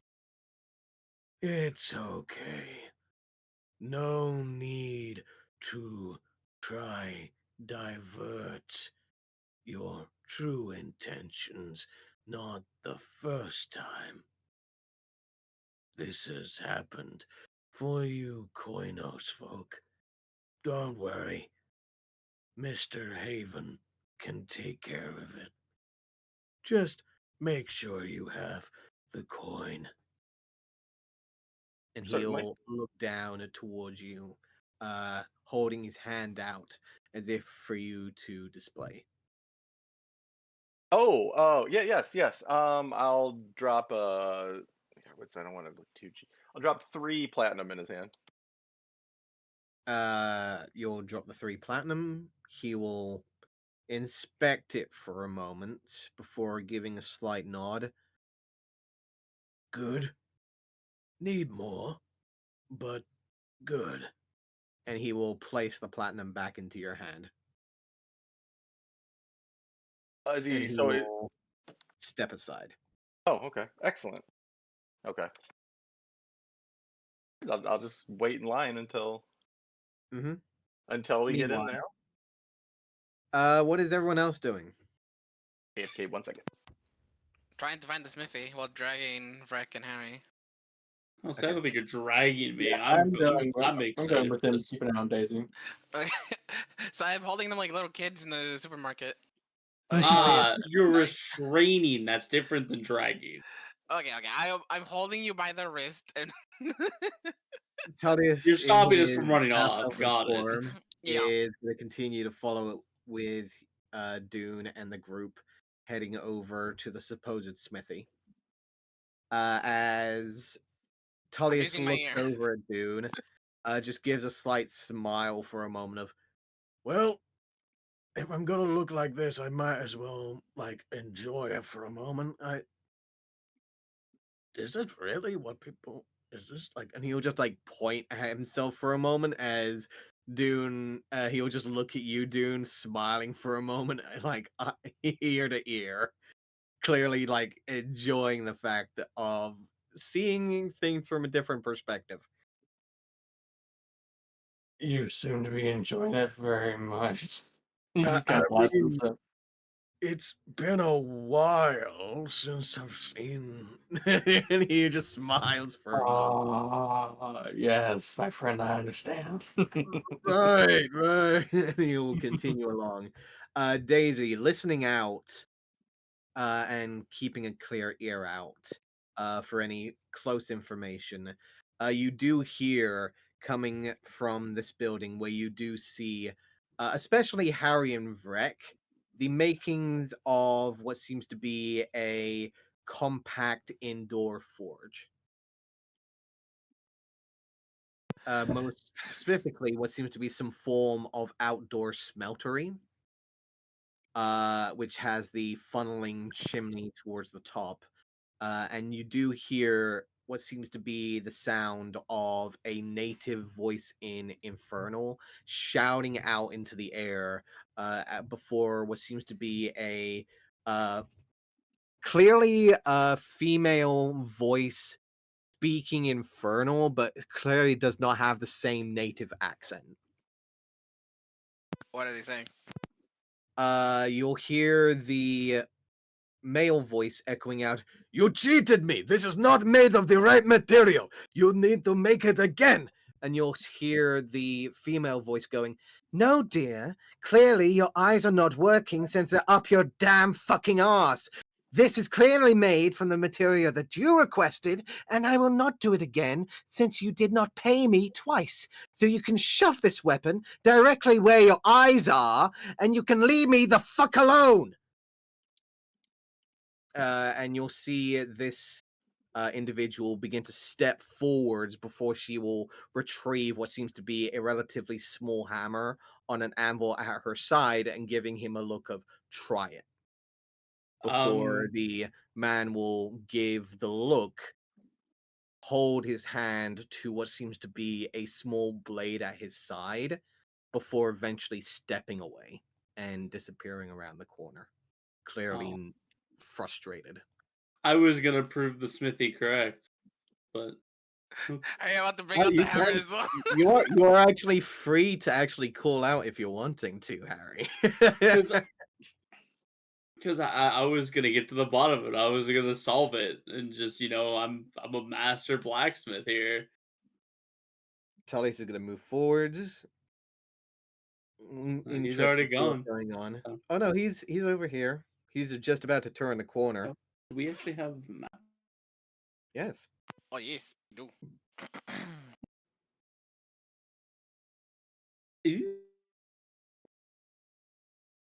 I was just sitting on my character sheet. I am restrained though, apparently. So You're not no. restrained. You can move on your own. No, he's just they've got me in shackles. So, Dude, Harry, I'm sure looking Harry over. could slip away fairly easily. What are you wishing to figure out? I was curious if I could see the weapon he was talking about and see what material that it is, just from like looking at it.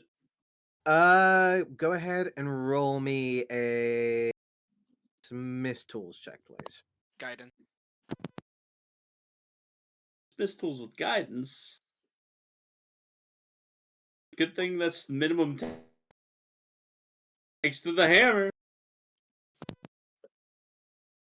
Minimum 10. So that would However, be a that one is still 24. a nat 1. The 20. He has the hammer that changes it to minimum Is 10, it? right? Yeah, the one that Yeah. Nope. the god of the forge Place gave it. him. Place it real quick. Let me double check. It wasn't a thing I actually made. You just told me. Okay, Remember, it give was me a blessed moment. by the god, Hold on. Let me double check which one the it is. rabbit god. Yes, Terraform. It was blessed by It was Terraform. Terraform. It was blessed by Terraform. Give me a moment. Because I And you believe. told me that any Smith check I have or I make with it, you know, like I don't know how that works with it. Like it's on me, and I'm making a Smith check on a material. I think it's everything but a nat 1, but let me double check. You did not tell me that at the time. You just I said it think and it's acted just like a natural talent. thing that nat 1 naturally usually just fucking fails. So then, because you told me it was the same way like the rogue skill works. So if you have a reliable talent or whatever it is for rogue, a 1, isn't that still I'm a 10? checking. I'm checking. And technically, yes, it would still be a nat 1. A nat 1 is a nat 1 regardless. However, with this particular item, I do believe that it is not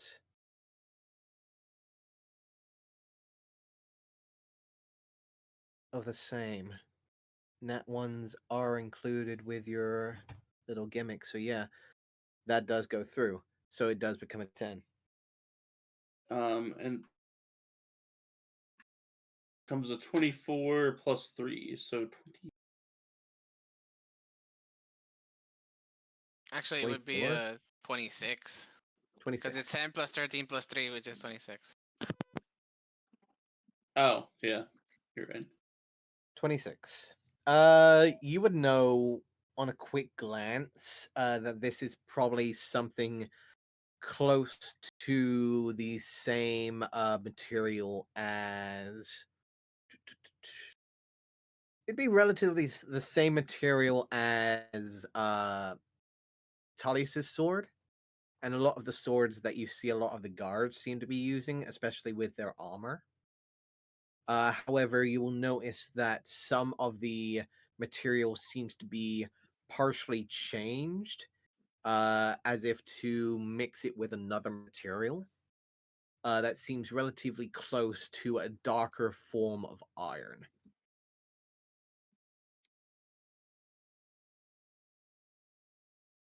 You'll see that the quality of the blade is indeed quite well.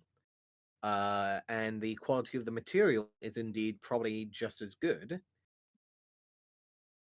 However, it is quite clear that it is not made of just one material. Hmm. Okay.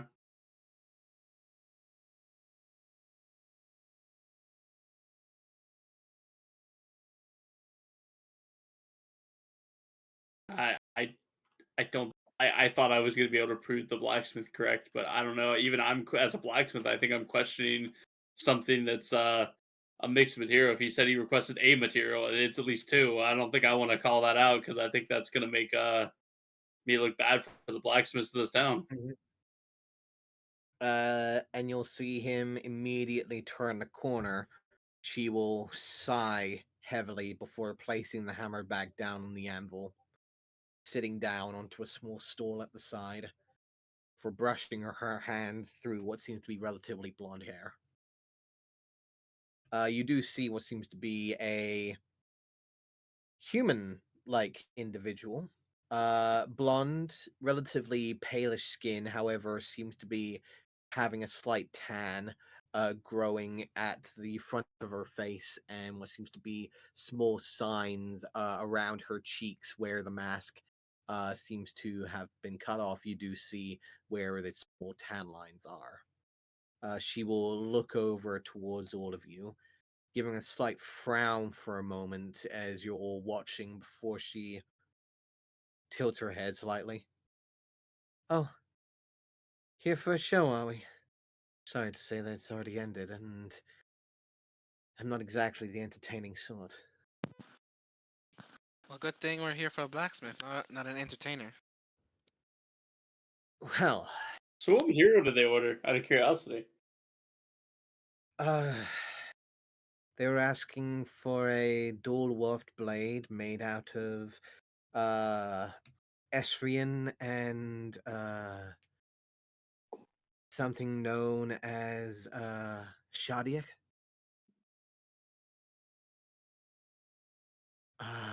Strange material. He wanted the blade to be made out of two materials, and I gave him that, and he seemed to be relatively angry about the fact that it looks different. Yes, usually two materials that aren't exactly looking the same would look different when put together. Yes, that's what we call an ally. Yes, apparently some people don't understand that.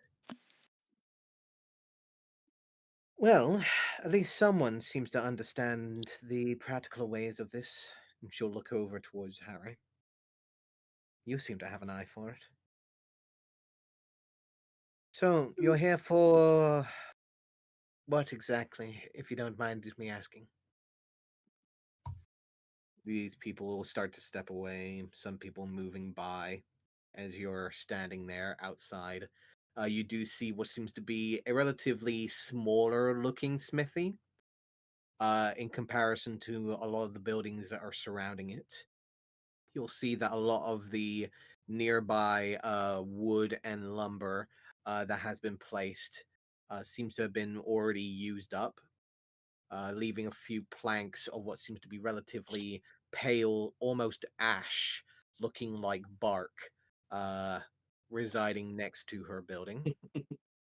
You'll see that she is currently in the midst of a very thick sweat.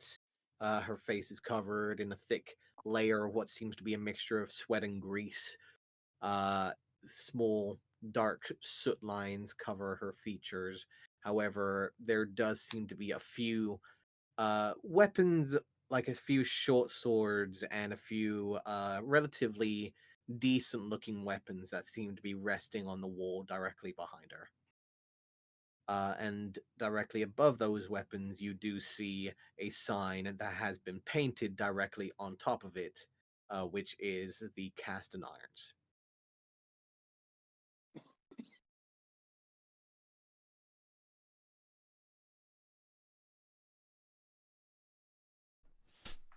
So, what exactly are you after?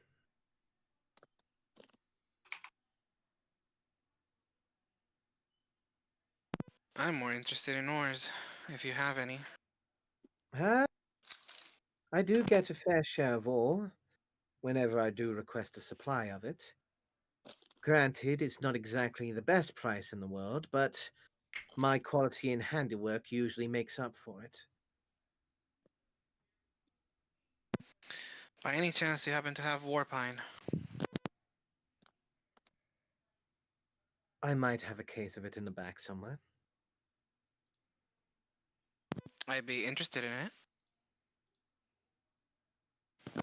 Depends. What exactly are you interested in making, miss? Well, my buddy here and my other friend over there, they're excellent at a forge, so I wanted to see if we could make an alloy out of mithril and warpine. Mithril and warpine. Haven't really explored that theory myself. However, seems quite an interesting one. I do believe I have. Let's see. You're wishing to make what exactly? Breastplate? Half plate? Plate mail. Plate mail. Interesting. Let me see here. Full plate armor. You're needing at least a good, maybe 50 pounds worth of warpine, and then an additional possibly 25 pounds of mithril for plate Real armor. quick, can I do a check on that in my own knowledge from smithing? Mm-hmm. Because like just me not actually knowing blacksmithing off the top of my head, like in real life, but that seems like a lot. Waste enough. Go ahead and roll me a smithing tools check, please, using intelligence as your modifier. Using Guidance. intelligence as a modifier. Okay, hold on. Let me drop this down. Change this to int.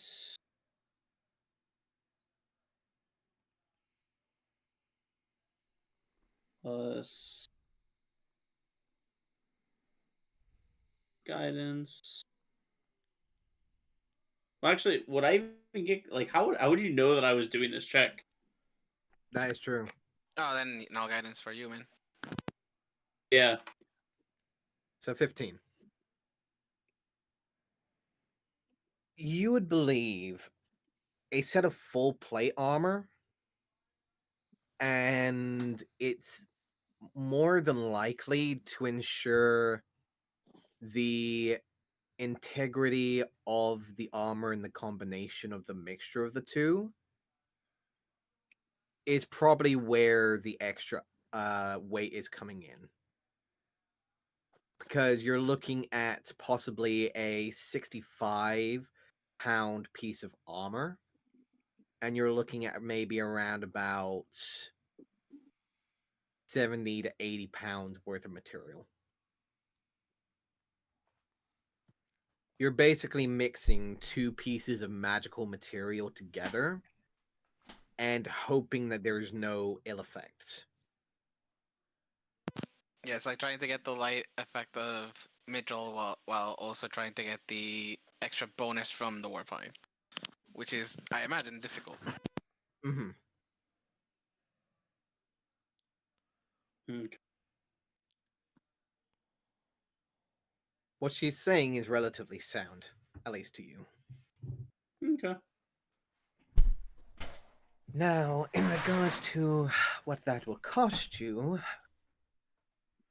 the issue would be is I only have around about of 10 pounds of warpine in my current storage, which would mean that I need supplies of it requested to me, which is relatively expensive.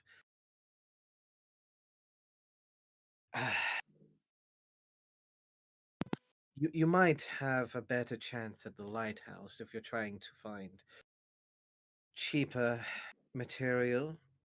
I don't intend to However, cheap out on this. she'll look But over towards you. if it can't be done, it can't be done at the It moment. it can. It just will take Time. a little more than that, I'm afraid. Mm. I'm having a little bit of trouble in concerns to a supplier in the third ring. He's trying to up my prices by almost 50%, and it's harder to get materials by the day, and I'm not entirely sure if I'll be able to keep this place running for much longer.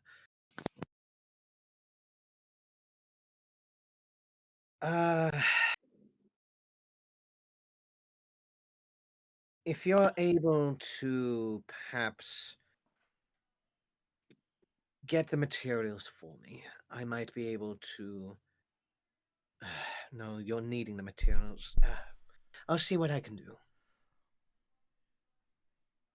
It's alright, it's not urgent or anything, just a theory at the moment. Would you like to buy the 10 pounds of warpine that I do have? How much and what quality is it? And she'll quickly step inside. After around 5 minutes, you'll see her dragging out what seems to be a relatively large-looking crate. And you do see that there's a thick layer of dust that seems to cover part size of it, as if it's been transferred and been there for a hot minute. You'll see her immediately pop it open and display what seems to be a relatively almost emerald-like ore. However, the material itself seems relatively opaque instead of the usually translucent like green gem. You'll see, getting a closer look, what seem to be small spider web-like cracks in the shape of branches that seem to ebb out and slowly spiral out throughout the entirety of the material whenever it seems to brush along the sunlight. While that's happening, Vrek is going to say in Daisy's head, find out if that supplier's threatening or mistreating her. I have a feeling.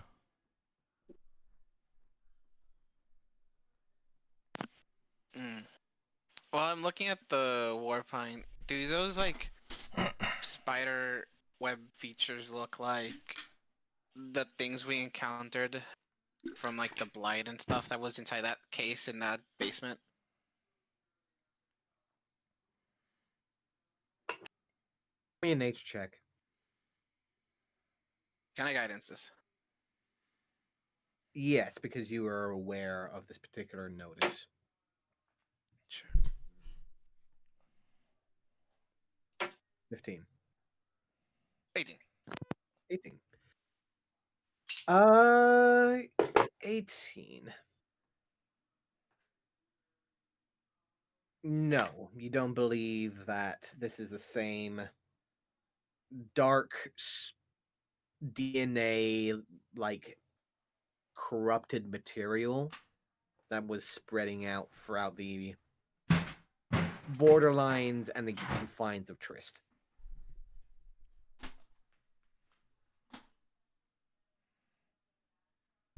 All right. Looking down towards it, Mhm. it almost looks like, in getting a genuine perspective, almost like at the bottom of the ore is the figurement of a tree like roots that seem to rise up. And when it seems to spread out again, it almost looks like parts of branches beginning to spread out all the way to the edges. It's like the skeleton of the tree of all the veins of the roots without the bark and the trunk and the leaves. It's just the inner working of what you'd assume to be the veins of a tree. I would look at Harry and ask him, "Is this high quality?" Because it looks so to me. Um, Hey, you've never come across raw warp pine before. This is your first time. I mean, so I'm familiar with high quality cannon rock. Mm-hmm. I Which is assume where that I'd as they are, allow you to. Yeah. Go ahead and roll me a Smith Tools check, please, with intelligence what's as the your modifier. Can I guide him in this one since I Yes. asked him?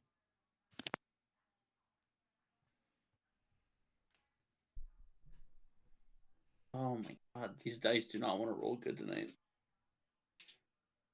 At least get a 2? Yeah, okay.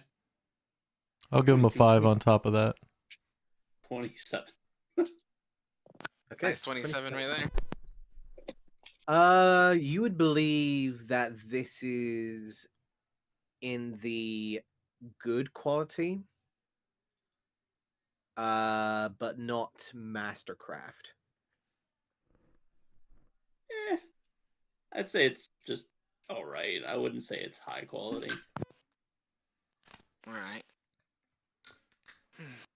So about this supplier that's giving you trouble, what can you tell us about him?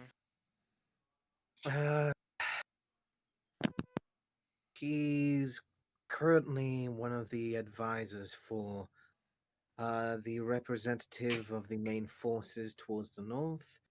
He's been mostly supplying a lot of his major resources towards the lighthouse and the main forges of the fourth circle.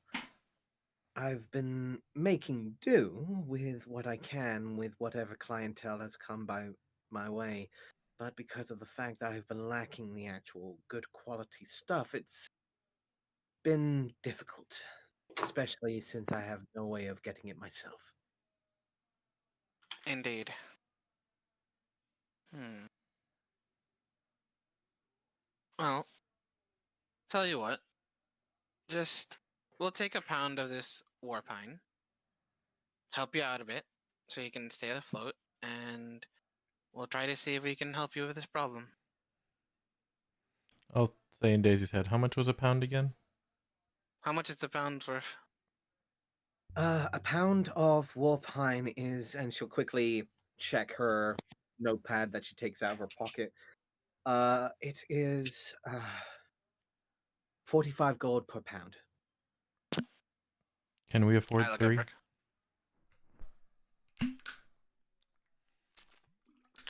I look at my money. Yeah, I can have grab the money later from the bag to reimburse. I'll Real nod. quick, are there weapons on display too? Yes, you do see what seem to be a set of short swords, a long sword, and what seems to be a great axe that seems to be resting on the wall.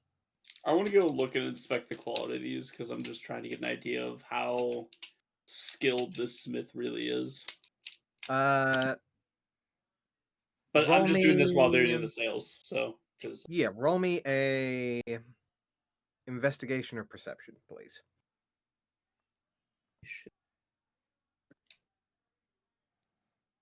much better perception. Am I allowed to touch them? Uh, if you ask her, she will allow you to inspect them. Yeah. She's in the middle of talking, so it just like, are they open to be touched, or is it like side no touchy? If you reach out, she'll give you a glance of like, okay, by all means. If you reach out. Hmm. However, you do occasionally see her looking over As a in your as a direction. blacksmith who does sales, I wouldn't want people just grabbing weapons in my shop. So Right. I would just be looking then. I was trying to figure out what I would be rolling. So Mm-hmm. 30-20. 20. You would classify, especially given your experience, is she a master crafter? No. Is she on her way to being one? You would definitely think so. Given the right training, the right guidance, especially the teachings that you were given in the HDM, you would believe that she could be definitely become a fine master crafter. However, in comparison to you, you'd believe that she's probably on the scale of an 8 out of 10 in comparison to you. Okay. Good quality, no signs of any obvious wear or any signs of like damage. Obviously good signs of the hammer work. There's no like rough edges, there's no signs of chipping or any signs of like burn or rust damage to any of the materials. And it seems that even though some of the material itself wouldn't exactly be the best of quality that you've seen, she's at least made good with her own personal experience. It seems that she is clearly lacking training and lacking good material. Okay.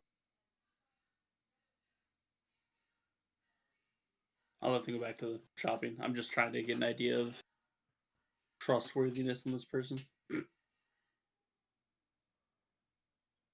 She seems to Yeah. do good work. So 3 pounds then. Is that correct, Brick? I nod. Alright, I'll take 3 pounds of this war pine. She'll nod, carefully taking out the greenish ores and placing down 3 of them in front of you before she will look over towards you. Let's see, so 3, that would be 135 gold, please. I give the entirety of the 135 to her. Okay. And I look at her and I'm like, I hope this helps you stay afloat for now. She'll start counting it out quickly. Occasionally will bite into the coin just to make sure, as she will look over, nod. Very much so, very much so. I will do what I can to see if I can supply myself with more. However, thank you. She'll quickly move inside. The sound of the door will close, lock for a moment, before you hear the slight shuffling of furniture inside of the building.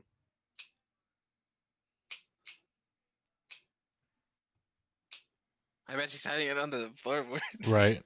Put it on a mattress. Yeah.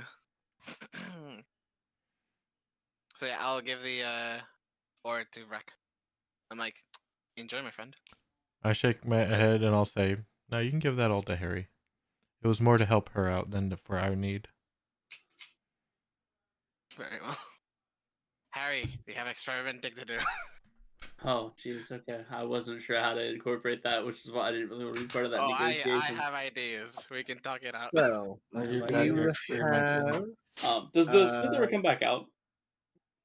Does she ever come back out? After a couple of minutes, and the sound of shuffling furniture can be heard, eventually ending from inside the building, she does eventually step back out.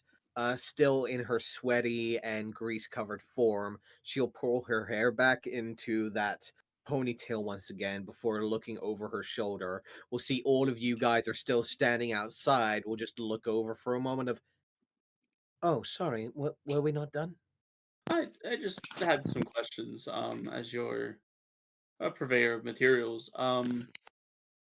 I'm looking for an old acquaintance of mine, and I've heard he's in this area, and I'm hoping maybe you might have seen him. Maybe he got some materials from you for his own repairs. I was hoping maybe you could possibly help me out. I'm just trying to figure out where he went. You know, make sure he's still kicking it okay. Yes, yes. Maybe. It depends on who it is. I do have some confidentiality when it comes to certain clients. Yeah, it's just somebody I helped. I was a while back. We were traveling, and I came across this entirely mechanical man. Like he just like fully, basically rebuilt himself, and it was just a work of art. Honestly, you know, you're a smith. That would catch your interest. I ended up helping him do some repairs, and I just want to make sure he's okay. I heard he was in this area, and I figured see if maybe you'd seen him while I was here. I'm going to walk up to Harry and tap him on the shoulder real quick. Okay. You should take this. And as I say in Harry's head, I'll hold out my hand. I'll give him a performance enhancing tablet for charisma. She'll look over at the both of you, tilt her head slightly. Yeah, I'll pop Oh, it in. something to perk you up there. Yeah, I guess I'm looking a little bit down. I don't know. Pop it in. Of what flavor is it? Grape, of course. Grape. Okay. You really could have done that with a better flavor. We don't have. Anyway, keep going, and then I'll go back behind where I was. I mean, I guess I was a little sleepy, so maybe that'll keep me awake. Can you work on the flavors? I kind of like look back at Breck. Can you work on the flavors? I don't know. I'll give a gentle nod. I'm sorry, did you want me to step aside and let you finish your conversation? No, he just kind of caught me off guard. I don't know. Maybe I was looking tired. Right. There's plenty of individuals that seem to come through that are completely covered in armor. Made metal. Like he was rebuilt. Like I said, he looked like he had some damages when I last saw him, and like I said, I just heard he was in this area. He helped me. I helped repair him. I just want to make sure he's doing well.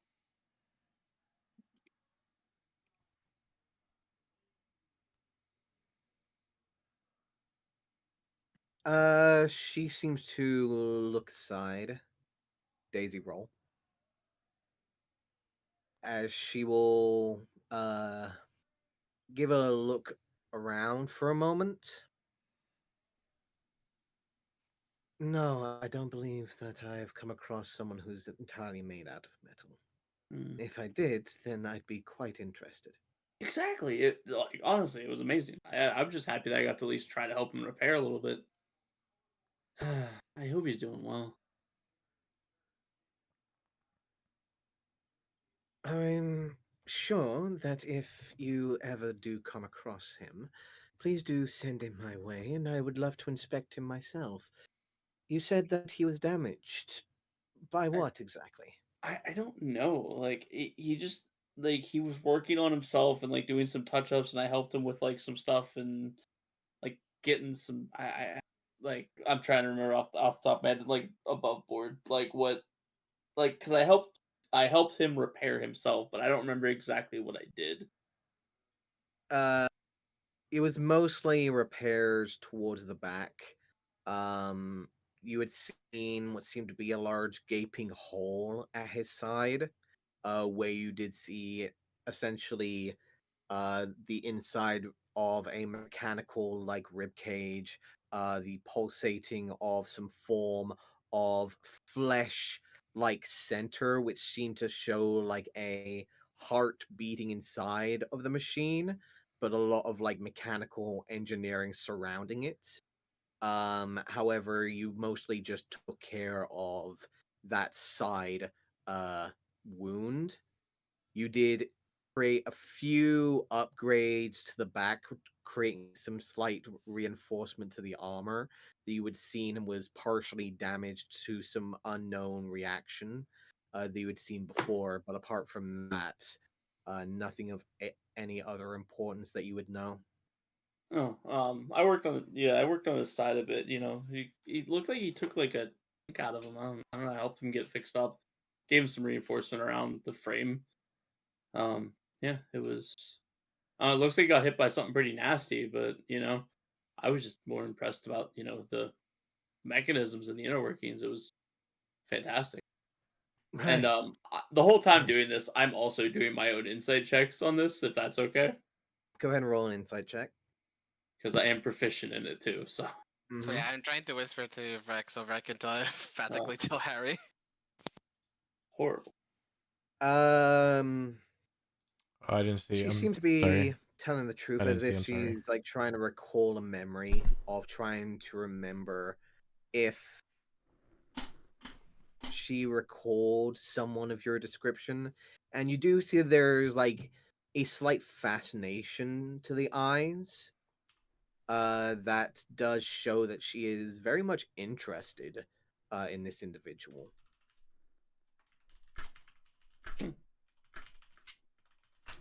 I mean, hey, I get that. Harry, you seem to be getting a call. I am being violated. Do you accept? Yeah, guess so. Okay. Collect call Right. from Thulax. Do you accept the charge? You might be too young for that. Anyway, yeah, I'll whisper. I'll message. I'll tell him what Daisy says, that she obviously knows the guy.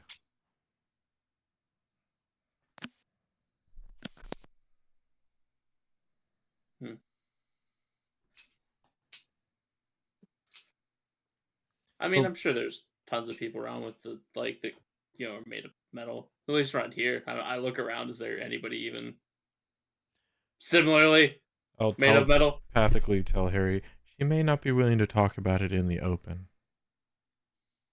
You look behind you, you do see that there's a lot of the guards of Estera that do seem to be completely covered in armor. Well, that's made of metal, not covered in metal. Apart from that, no, you do not see anyone particularly made out of metal. I mean, Well, he was a spectacle. I wish I would have gotten some more, specifications of him. Like that would have been awesome.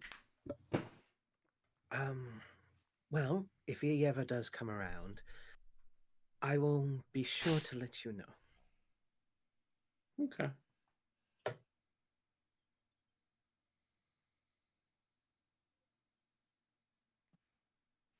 Oh, before you do go, I did forget one thing. And she'll Oh. quickly rush over to you, Harry, with a small piece of paper in her hands. Please, Oh. could you sign this? Oh. It's just a receipt of transaction. I'll open it up and double check and read over it. Pretty much just a basic standard. Her name is signed on one side, basically the transaction of 3 pounds of warpine ore for the total of 135 gold pieces. I'll double check both sides, make sure there's nothing else on it. Doesn't seem like it. Okay. I mean, I didn't cleave it up. I'll like look up at Daisy. Like I sign like it. put. Okay. I hold it up. Daisy signs it. Okay. Puts her last name, but no, doesn't put the Vaughn. Okay. So you will sign the receipt, which she will take, give a nod of her head. Many thanks. Please do come back if you wish to have any continued service. Solo, how hard do you want to press this? I don't think it's wise to push this person right when we first meet them. So Okay. I have a note that they know probably who it was. I feel like I've presented myself as a curious crafter, and if they are in contact with them, that they'll be like, "Hey, this person helped you," and they may be like, "Oh yeah, I remember him," and then maybe they'll open up later. Okay. So I was just gonna say, don't forget you have magical tinkering, so you could show her a picture if you wanted. oh, I have a wanted picture of them. I don't think that's the best thing to show though currently. Okay. All right. I don't think a wanted poster of my friend is the best thing to present. What is imbue tiny module? The last one. It's a visual effect. It can be a picture, words of text, line shapes, mixture of elements, however you want. It's a very useful tool. That is actually a fairly interesting thing. I didn't realize that that's what magic tinkering did. You can put it on on an object, non-magical I just object. didn't see the visual effect, so I can show them what the robot looked like on the side, like the inner workings. Yep. Okay, actually, I will play that because like it seemed like they were like from my point of view, it seemed like they were interested in the mechanical. So I'll take and use magical tinkering to kind of show. If you have like a piece of cloth or a parchment, you can use it to create this image instantly, basically. Yeah. You could even do it I'll on the ground if you wanted, or a stool. I'll pull out a piece of paper and kind of like show a picture of like like the side that I was working on and like the reinforcements and all the mechanical aspects of it. Okay. That's actually a fun. Yeah, magical tinkering is really fun.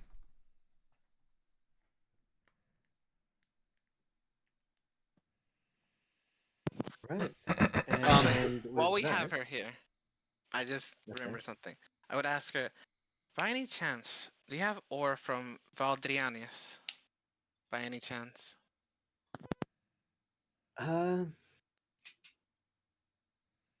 Sorry, did you say Valder Ininis?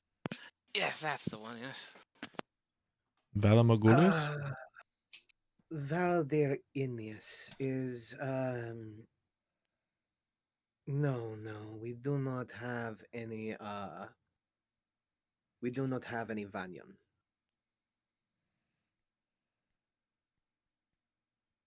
You said Vanium.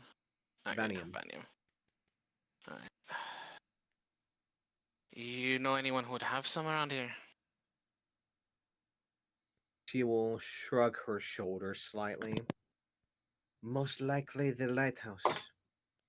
So good luck. Thank you kindly. Oh, and real quick, just to show you, and I hold out the piece of paper. Like, yeah, this was like kind of what I did to like help remodel and like kind of restructure. This is just kind of what this is off memory. I believe I have the details mostly correct. But yeah, this is what it looked like. It was honestly spectacular. So it looked like you had that little spark in your eye whenever I was saying about it. So figure I'd share it with you. She'll inspect it for a moment, give a slight nod, but she will just. Ah, I see.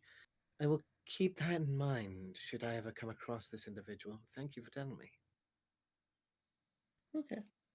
And I'll just kind of shake the paper and it goes back in the sketchbook and head on my way. Professor, Yes. you have been waiting in line. As you make your way inside, you'll hear the conversation happen as you do see multiple guards waiting outside of this courtyard. And in the opposite side of the courtyard, you see a much older looking fairy gentleman. This 2 foot tall, much older looking gentleman is currently sat down on what seems to be a crate on the opposite side of the courtyard.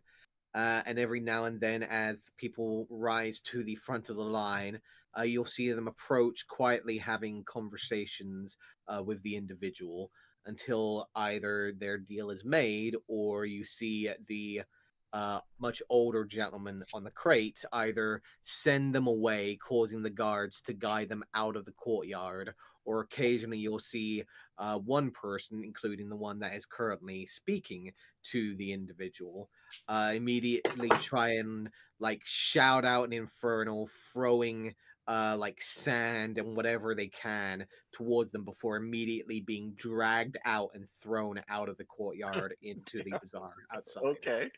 So do I see like nothing is like exchanging hands that I can see? Like no one's like buying stuff?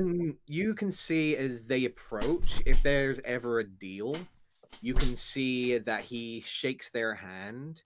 Whatever that they are exchanging is immediately handed to a guard on the side. And Okay. then after a moment, another guard will come out of the building over here and will retrieve whatever the deal was made. Okay. And is Vannon in line with me or is he waiting outside? I meant to try He and follow is you.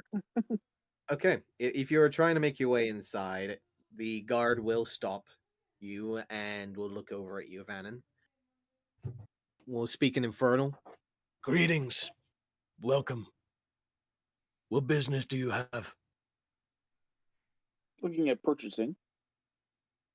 And you have the coin? Yes. He will hold his hand out for you to display. I will display the amount of money I have currently. Okay. Opening your bag, he will just look down, tilt his head slightly with the helmet on, and will give a slight nod of, All right. and will allow you inside. Yay. I'll sit all the way right behind Professor. We're in. After a while, you'll see this person handing over what seems to be a bag filled with some form of vegetables to this guard. And after a couple of Mark minutes, you'll cabbages. see what seems to be a large burlap sack that seems to be filled with loaves of bread. Is immediately pulled out of the main building and placed into the masked individual's hands. She immediately pulls over their shoulder and starts dragging it out of the courtyard. You'll see the guards stepping forwards, holding blades and what seems to be some very jagged, very nasty looking pole arms at their sides, as you'll see the fairy individual beckon his hands forwards. Welcome. Welcome. Hello. Welcome to my courtyard of the faithful and fortunate. My name is Mr. Haven, and I am hopefully wishing to give a haven to you and your possible prosperity and business. How may I be of service to you? Oh, Mr. Haven, my name is Rediger Howard. This is my friend Vannon, and we were in the bazaar there doing some shopping, and we were hoping to acquire some of the plain white masks we see people wearing. We were directed here and said you might be able to help. Oh, is that right? You'll see him lean forward for a moment, crossing his fingers over each other as he will lean forwards, and you'll see what seem to be a set of hummingbird wings carefully unfurled directly behind his back.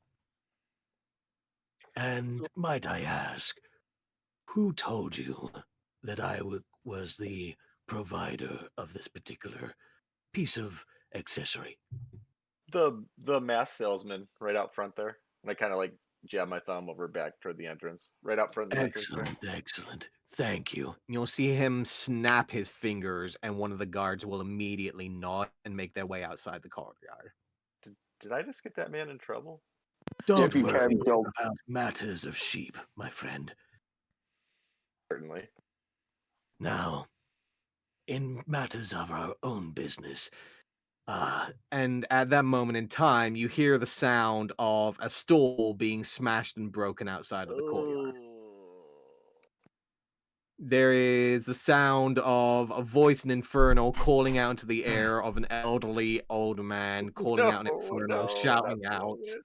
Don't worry, it was As just a fat guy. eventually, the sound of the guard will eventually return, and will give a nod over towards Mr. Haven, who will smile towards you, beaming wide. sorry about that.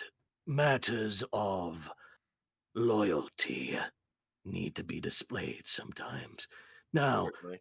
as we were in the middle of our business, again, sorry for interruptions. How may I be of service to you? Well, like I said, we're new to the area, and we're not. I'm assuming that would be the friend next to you, yes?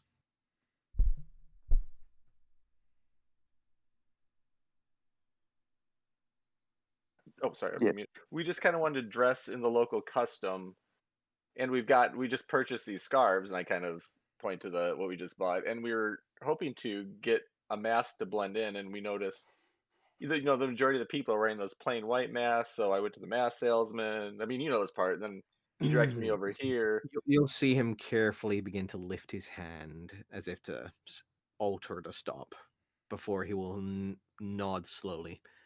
Ah, I see. Well, sorry to inconvenience you, Mr. Howard.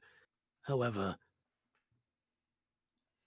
the fact of the matter is, my friend, is this is not merely a decorative piece.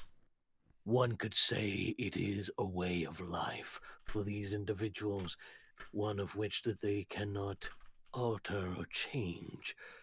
Oh, For you to take a hold of the mask, it is, so to speak, one to unite yourself with it. oh, geez. Okay, yeah. I do apologize. No offense was intended. None will be taken, my good friend. Usually the naive are usually punished for such actions, but I am kind. I am fair in my actions and trade, and usually loyalty can be the perfect aspiration for ongoing business, and to hold any unknown suspicions to cross my path and yours. Certainly. Needless to Just, say, just glancing around, do I see any signs like the ones on the cart that I've been seeing throughout this town? Uh, Looking around, go ahead and roll me a perception check, please. Okay. It's not my night for perception, honestly. You did catch one sign outside here. on the wall. Okay. Actually, there is 2 signs. They are directly next to each other. Which is the sign for trade. However, it also has a sign for danger. Hmm. Mm-hmm. Mm-hmm. Okay. Now, if you were wishing to partake in business outside of our accessorizing, would there be any other business that we can partake in, Mr. Howard? No, that was it. I do apologize for misunderstanding. Again, no No, no, offense was intended. no worries at all, Mr. Howard. Can I ask, is By the there way, anything? Oh, go yes, ahead. you have a question Oh, yourself. I yeah. will Is allow my guests to have the first question. From standing in line, I noticed you trade in quite a variety of goods. Is there anything you're particularly interested in? Oh, I'm always interested in many things, Mr. Howard, including, by chance, a piece of information that you might be able to provide me. If I'm able to, shoot. Yeah, you wouldn't by chance be related to one Roger Howard, would you? Certainly, yeah. Oh, indeed. Wonderful to hear. You'll see 2 of the guards immediately closing off the entrance. Oh God, here we go. Now, I you sit said that very you are close to the professor. Yeah, now. You say that you are in relations to this Mr. Roger Howard, yes? certainly, yes. What exactly did you say his relation again? Reed Rudiger like Secret glances lover. back at the cards, and he kind of like grits his teeth. He says it. I'm his son. His son. You hear that, lads? The son of a nobleman. The nobleman in charge of trade, so to speak, between the Empire and the capital of Essrena. Certainly, to an extent. So, to an extent, you might have the possible advantages of getting us further into the rings of Essrena. Certainly, for what it's worth, I do have my father's ear. Oh, is that right? In that case, perhaps you and I can make some business after all, Mr. Howard. Do tell. You see, your father seems to be partaking in a particular reform. There will be a meeting in a couple of days in matters of this particular reform, and he will be meeting the war princess in this matter. I would like for this particular reform to not go through. Therefore, to allow the trade of my companions and I to go in further towards the capital and have greener pastures, as they say. I'm Okay. sure someone of your connections could pass along the disagreement of the populace of your father's deal. Sure. Though, although he is a businessman, he does find it important to maintain friendly relationships with the locals. Oh, More trade is always a good thing. I'm Yeah. sure indeed that you would keep the best relationship with the locals. You see him smile widely, looking directly towards you, Professor. Yes. Yeah. That sounds. That sounds lovely. And I'm sure you are the most persuasive of people to do so. So, the next time that we meet, I'm sure that your father will think of this particular trade agreement that he has made to be nothing more than a dream and a fantasy that should be left alone. Oh, because you just want him to kill the entire deal, just Oh, yes, outright. Okay. indeed. That would be the most fruitful solution for all of us, Mr. Howard. Okay. I mean, I like I said, at my father's ear, I can definitely really, and I would assume if such an agreement was reached, you'd be very grateful. Indeed, I would be very grateful indeed. One could say it would keep the brain on your shoulders, so to speak. That's right. I do like where my brain is located currently. Don't all of us? Usually is best when the Taps his head. keeps it in your noggin. Couldn't agree more. Fantastic. Now, I do believe trade needs to be a fluid and ongoing thing. So, of course, business needs to continue. And you'll see behind you the line does seem to be building once again. Yep. More Do customers. pass on our trade agreement to your father, if you don't mind, Mr. Howard. I definitely will, and I would say I will come and let you know how it goes, but something tells me you're going to find me in the future, so we'll speak then. Count on it. Okay, let's get the hell out of here. Just gonna back up, still looking at him, bump into this guy, and turn around and leave. You do look over and you do see that the entirety of the stool has been That tossed poor old man. over, broken, and you do see what seems to be the elderly tiefling man currently holding on to what seems to be the last one of his masks that have not been broken. Oh, that poor guy.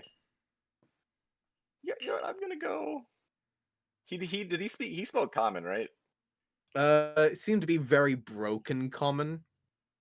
However, the moment that you approach, you see him look over towards you and immediately like stand up and start backing away from you. How As like he looks over your shoulder, you do see the front guard in front of the courtyard does seem to be watching you. oh okay. Like just at a glance, how much do I think his stall is worth? Uh,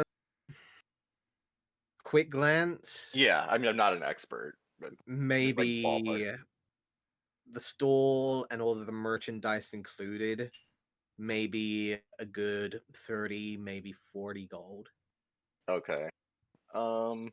As the professor is talking to him, Bane is gonna use telepathy and start talking to him in his head, saying, "I'm going to kill you.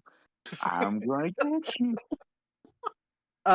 The elderly man immediately howls out, throwing the mask at the professor, and immediately runs down the street as Jesus quickly Christ, as he Shannon. can. Um, Oh, you free look mask, down, I guess. Professor, and you do see what seems to be the last clay mask, now broken in half Oh, dang against the it. I ground. thought I got a free. Oh, Okay.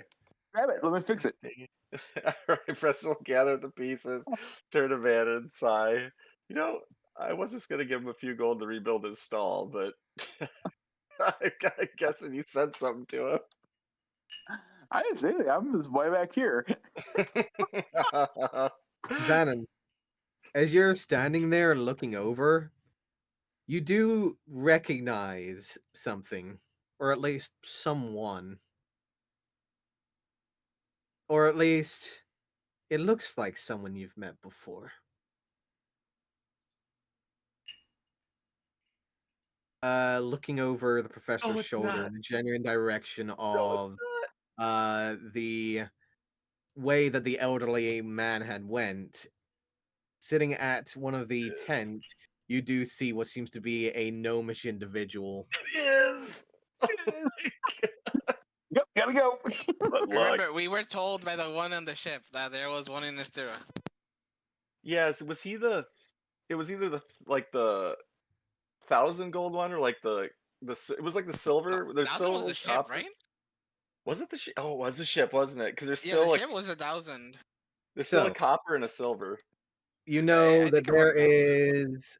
there is one that does a silver. There is one that does it for 1 gold. There's one that does it for 10 gold. There's one that does it for 100. There's one that does it for 1,000. And then there's one that does it for 10,000, but they don't talk about that guy. Yeah, that's right. Well, Jesus, lead the way, Bannon. Let's go. This is the best shop in town. I'm happy we came now. It's like nothing bad ever happened to that old man. You walk he deserved over it. to a small gnomish individual who indeed will look over towards you as he is currently smoking from a familiar type of smoking pipe. Will glance over to the pair of you. Greetings! Greetings! Wonderful! Was people from not around here? Absolutely. Yeah, you lot are a rarity, aren't you? So, how can I help you? Well, we've met several of your colleagues before, and I must say we love. Colleagues? I don't have any colleagues. I have a singular running ship by myself. Really? Okay. Well, I guess we've encountered shops like yours before, and I must say that. Like mine? They're No, not nearly as good as no. yours, though. Yours is way Yeah, better, no, way I was about to prettier, say way more purple. yes. Wait, purple. You say purple? Yes, I believe he did. Oh, for goodness sake. You're not talking about my twin brothers, are you? There you Twins, go. you're the way more attractive one. So I Well- don't see a resemblance at all. Oh, goodness me. They're still bothering about that. I guess Yes, I'm aware of them, although they are quite the troublesome lot. We've met, I think, one in Waterdeep, one in Windspear, and one on a ship. Ah, so you've met Zoblob, you've met Yoblob, and you've met, let me see, you probably met Foblob. Yes. Well, pleasure. Oh, the pleasure's all on this side of the stall, believe me. Yeah. That's what everyone says. Sorry to say, lads, but I don't think I'm going to be of major use to you right now. I'm currently a little out of business. What? What do you mean? You got your stall set up? Are you out of stock? But, well, no. And you'll just see him sit down, and you'll notice that there is something that is missing. Oh, Uh, no. that usually they seem to have. Where's No the bag? bag? Where's the bag? There is no bag. Oh my God, good sir. What happened to your bag? Lost in a bet, I'm afraid. You know how it is, gambling and all that sort. Certainly. Is it? Oh gosh, I mean, I hate to see you out of business. Is there anything we could do to maybe grease the wheels, as it were? I doubt it. I highly doubt it. Usually, when you're selling stuff for almost 10,000 gold, then you usually get a bad reputation. Oh, yeah. Okay. Whew. Um, on the off chance, who did you lose the bag to? No, just some half-orcish fuck. Over a game of slaughter ball of all things. Oh, okay. We were talking about that. Dang. Yeah, that is a shame. I mean, I was under the impression that only you could make use of the bag. Completely correct. How how much was your debt? He just stares at you for a moment, eyes wide, and you just see him purse his lips for a second. 100,000 gold. Oh, good lord. Okay. Um, What the hell did he bet on? I thought I'd win. Large wager. I thought it was sure to win. However, the guy was set flying, and I lost the bet. I'm not entirely sure how that spell went off, but it did, and I lost the bet. The half Dang. orc sent the ball of fire into the goal, and that's how it was what. Huh. If we were to somehow be able to return this bag to you, would you give each of us a free go? I could consider it. Okay, and just completely unrelated to that question I just asked you, if the current owner of that bag, if it were to just turn up missing somehow, would would that come back to you? He'll just look at you for a moment, tilt his head slightly. You mean by destroying it?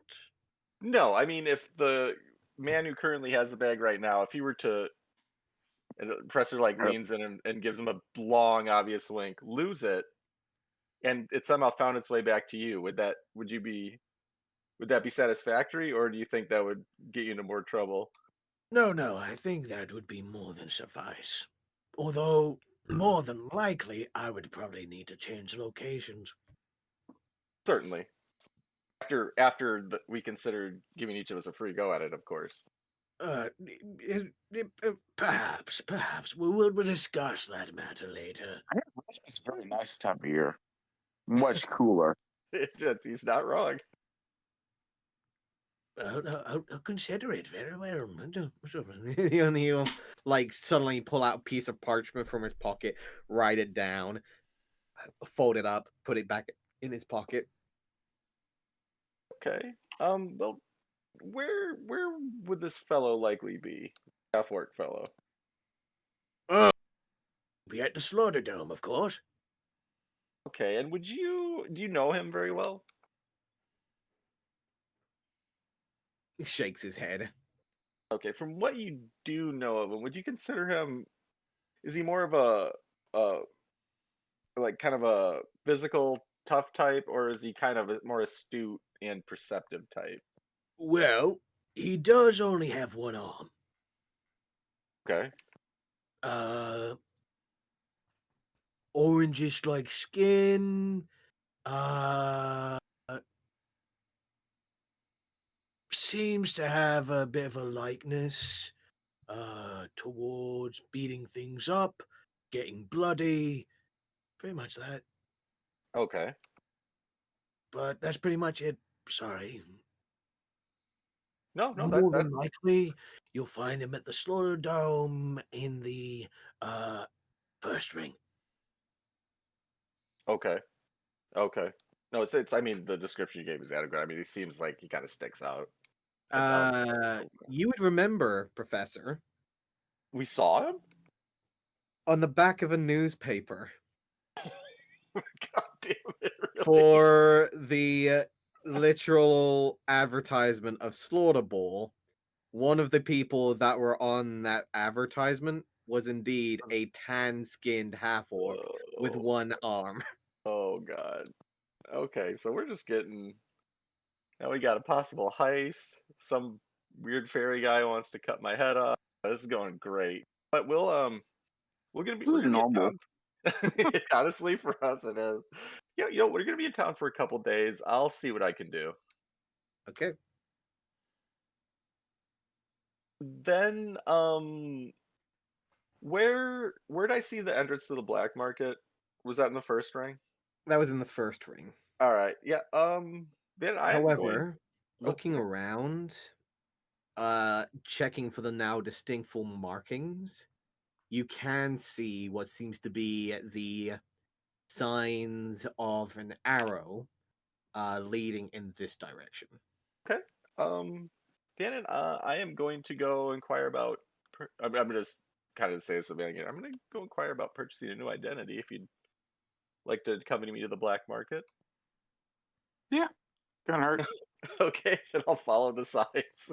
They may have some things I could partake in. Oh, there's always useful things in the black market. Yep. Where's Okay. black market? You make your way down a small alleyway leading to a small side courtyard. what seems to be the inside of a courtyard to a small residential area where there are small buildings and small little houses, spaces where people are currently moving. You can see what seems to be a small well in the center of the courtyard, and as you step in, you'll see what seems to be two individuals having a conversation. And as you approach the well, you'll see one of them stepping away before you see what seems to be a Harengon Oh, uh, stepping hello there. forwards, and she will look over towards you with reddish like eyes, displaying a black like cloak and leather like armor, as she will step forwards with grayish like fur. Greeting. Greetings. Just partaking in the waters. Uh, no, well, well, the well is beautiful. My friend and I here were looking to maybe make a couple purchases that aren't out in the main bazaar. Oh, I'm sorry. No purchases here, I'm afraid. If you're looking to purchase, there are plenty for you to choose from outside in the bazaar, as well as Mr. Haven's corner. However, if you're wishing to partake in other forms of trade, there are plenty of other crafters for you to choose from, but you will not find any of that here. I'm going to now communicate to her in the language of my people that I followed the signs. Suddenly the professor does a victory screech and no. Oh, it's canon now. He did it. Can't take it back. The professor starts a howl. Van is like, "No, you're gonna start a howl."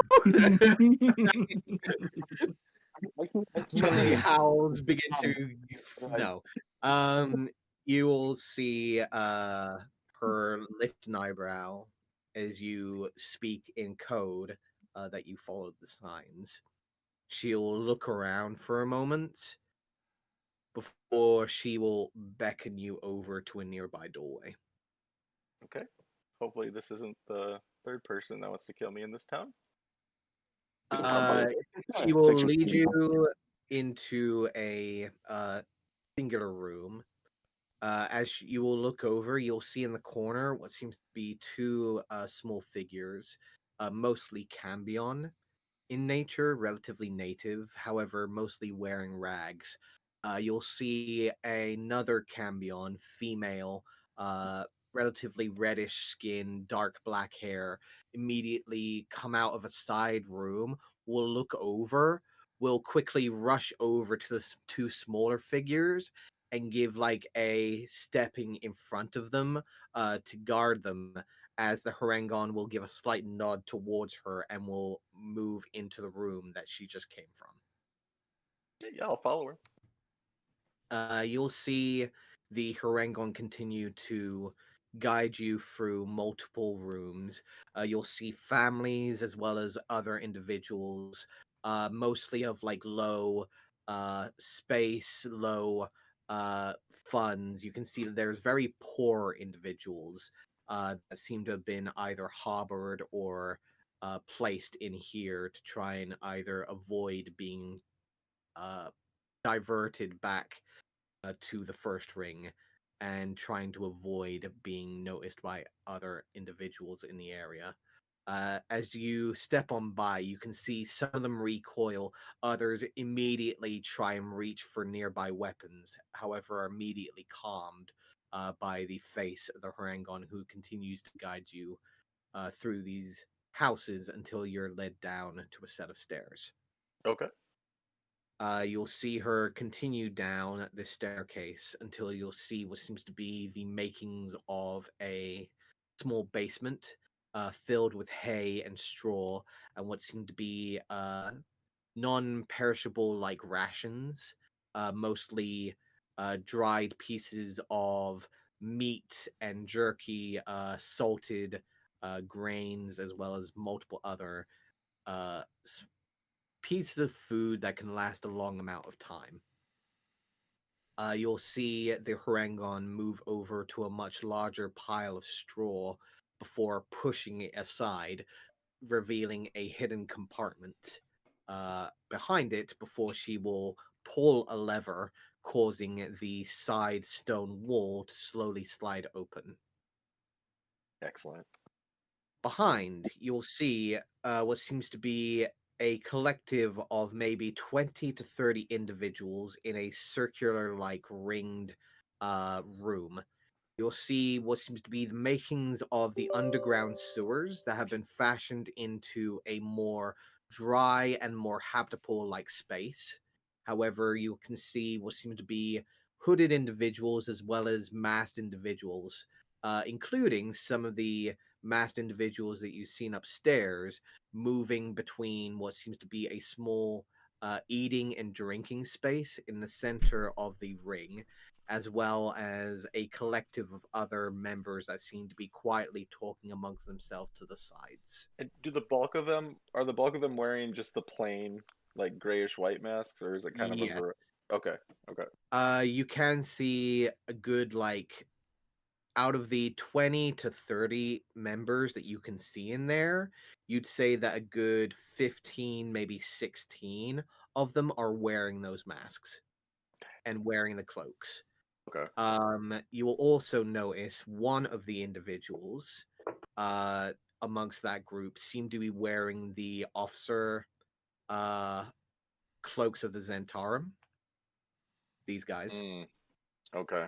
You'll see one of them speaking to a hooded individual, and you'll see what seems to be a crooked like beak that seems to poke out of that hooded individual's hood. And both of them will look over in your direction as you enter before quickly going back to their conversation. Okay. I'll just kind of stand by and wait for him to finish. You'll see the Harangon lead you forwards, actually, and lead Okay. you to a side table on the side, where you'll see a brown-skinned tiefling, relatively thin, almost very thin for his strength and stature, as he is almost lithe and almost looks like he hasn't eaten for quite some time. However, you'll see that there is indeed the curvature of muscle along the arms, the slight signs in the armor that there is indeed a fair amount of strength to this individual that is currently not shown by the much thinner build that he is currently holding. You do see him sitting down at a chair, surrounded by a few barrels and the table that is currently sitting at. He is sitting at. He will look over towards you. Haria, you have brought me more people to talk to, yes? She'll give a slight nod, looking over towards you before stepping aside, allowing you to take over. Yeah, I'll walk up and say, glad to meet you, and I'll take a seat at the table. The pleasure is mine, my friend. You are familiar with the customs here? No names? No means of trying to figure out each other's identities? Because by the Certainly. time you figure out mine, you will already have a blade cutting against your throat. I wouldn't think it'd be any other way. Understood. Fantastic. We are completely aware of each other's business here, so I would like to know what kind of business you are looking for, mister. Well, it's odd we started this conversation with identities because I am looking to purchase the identity of one that won't be missed. Its previous Uh, owner. That's right. And were you wishing for a certain form of reputation with this name? Oh, reputation, not so much. Preferably, some of the Merchants, wizardry form profession. of no. You're working for spellcaster, wizards. We can do that. Are you looking for native or someone of your coinless folk? I mean, someone that I mean, as close to my description as you can get would probably be the most beneficial. Uh, No, I don't. I mean, I realize that's you see him like narrow his eyes for a moment, inspecting you up and down, trying to get a genuine idea as he will nod slowly. A few come to mind, but sadly they have quite a fair reputation. There is even a noble man that seems to have quite distinctful features as yours that we could make disappear. However, it would be ill advised for now. yeah. Let's not do Yes. that. Yes. No, you are familiar with this man. If we have similar features, I think I probably do know him. So be it. If you are wishing for someone a little more exotic, we will see what we can do. Excellent, excellent. Apart from that, was there anything else you wish to add to your list? Well, I did. Are you familiar with the half orc individual who's usually to be found at the Slaughter Ball Stadium? Yes, I am indeed familiar with Borgan. Is he a friend of yours? No, but I make plenty of Okay. money from him. Okay. See, that's I bring it up because he has an item on his possession, and I'm very interested in, and I just wanted to make sure I wouldn't be stepping on any toes if I were to relieve him of it. He'll look over at you for a moment, inspecting you. Professor, roll me a persuasion check, please. Okay.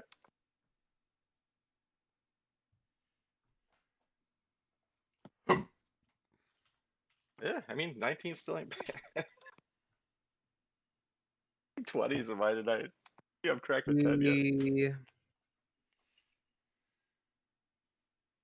He will give a slight nod, looking to the side for a moment. As long as it is not going to interfere with his upcoming Slaughter Ball games, then I have no issues with I had no you. intention of harming a single hair on his head. Excellent.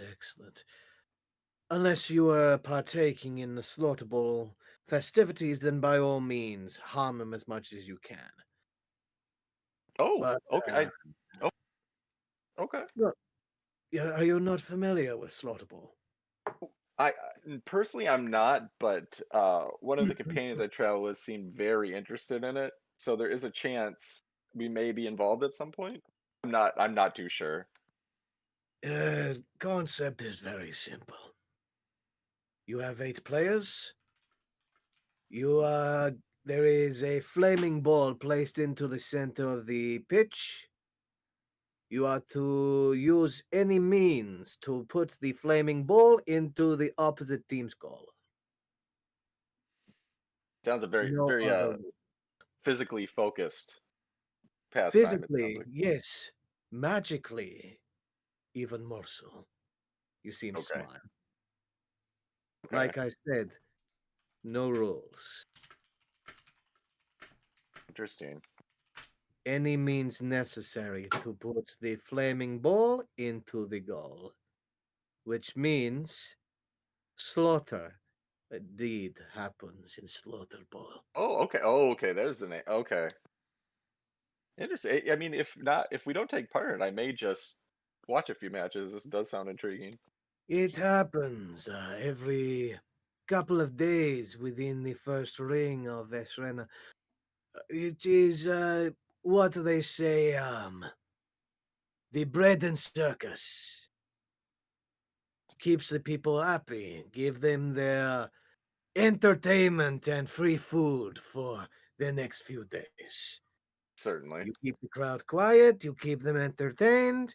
They don't ask about the deep questions about what's happening in the north. Sure. Beneficial. Exactly. Now, Okay. if you are going to partake in this, you'll need people. Are you needing people? No, when should I check back with you tomorrow on that first thing we discussed? I can possibly discuss matters with that. Yes, we can probably get Okay. a name and form that will not be missed. Perfect. Because I know, like I said, a companion of mine was interested. I know we have people. I don't know if we have enough. I will let you know if we're looking for anyone to round out a team. Excellent. Oh, could you what price are you attaching to this identity? How about this? If you are able to partake in the next slaughter ball match against this half orc, I might pass it along that his upcoming contender might have had an accident, therefore allowing you and your team to possibly take their place. Ooh, If you're able to possibly stop their ongoing streak and make me a fair amount of cash, we can call it even. okay. I will definitely. When's this next match scheduled? The next match, I do believe, is in the next 3 days. Okay. All right. That fits in our time frame. Yeah, I'll work on it. I'll definitely let you know tomorrow. I'll return and I guess we'll take it I from there. will be keeping all ears open for your request, sir. Very much appreciated. Oh, and then I kind of like look over at Vannon, who I guess is just kind of standing. Um, we're just I and again we're not last request. We're not after anything specific, but my companion here, and I just kind of like nod to him, is quite interested in anything obscure and arcane. If you have anything you're looking to unload, I'm sure that we could possibly find materials included in the practitioners of arcane.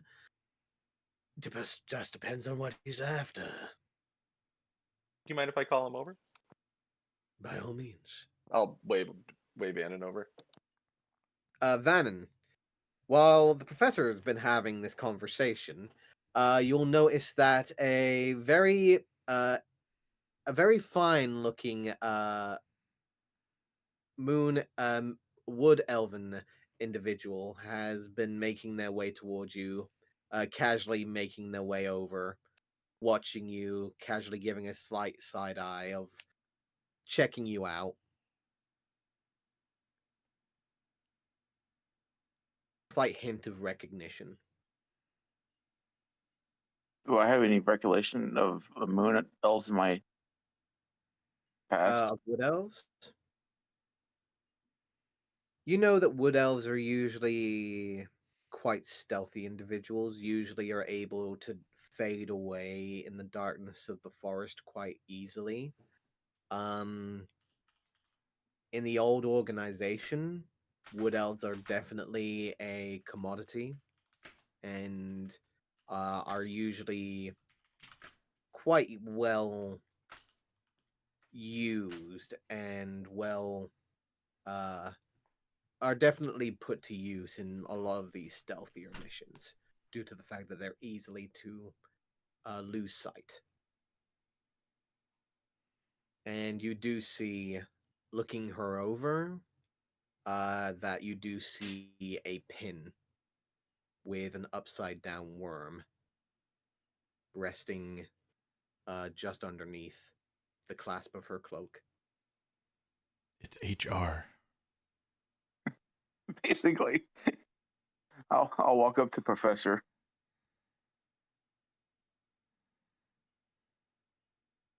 This is my friend Vannon.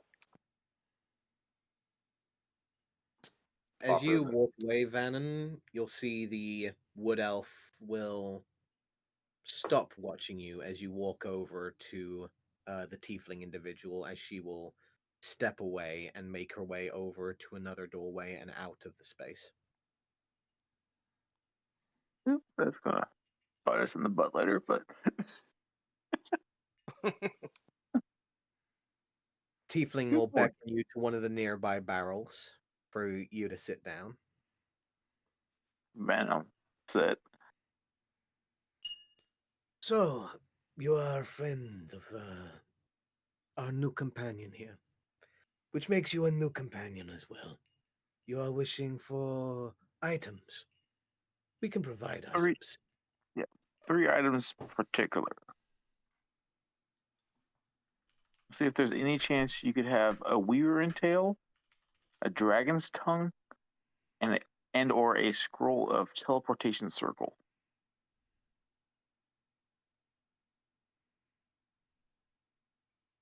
First one, I could probably provide in maybe a number of weeks.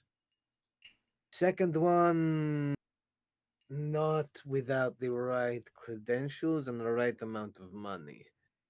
The last I do not have access to, except if you paid the top amount needed. Couple weeks. Scrolls are not exactly easy to find around here, especially given the more recent loss of connections to our more profitable sources. Oh, I'm sorry to hear that you had a loss of connections. Anything we can do to help with that? Uh, Oh boy. I'm afraid not. It would seem over the last number of days, a number of our contacts have slowly beginning to dwindle. Um, it is nothing but a hiccup that we will eventually pass. However, it is not as kind, and business is not as booming as usual. Mm, well, thanks anyway. But hopefully we can find some of the other stuff as we go. Hard to come by. If you are in need of that wyvern tail,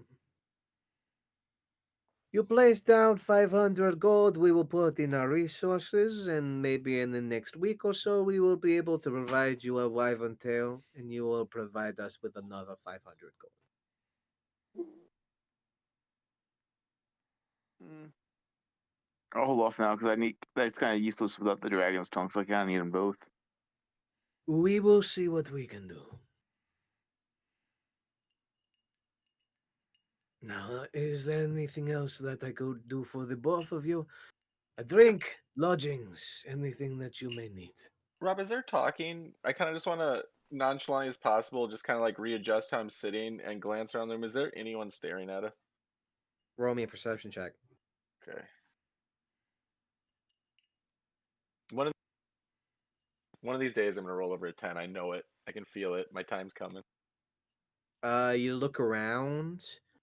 You do see, apart from obviously the tiefling individual that is singing in front of you, you do see that there is a table of 3 individuals. All of them are masked and cloaked in that pale white and silver material.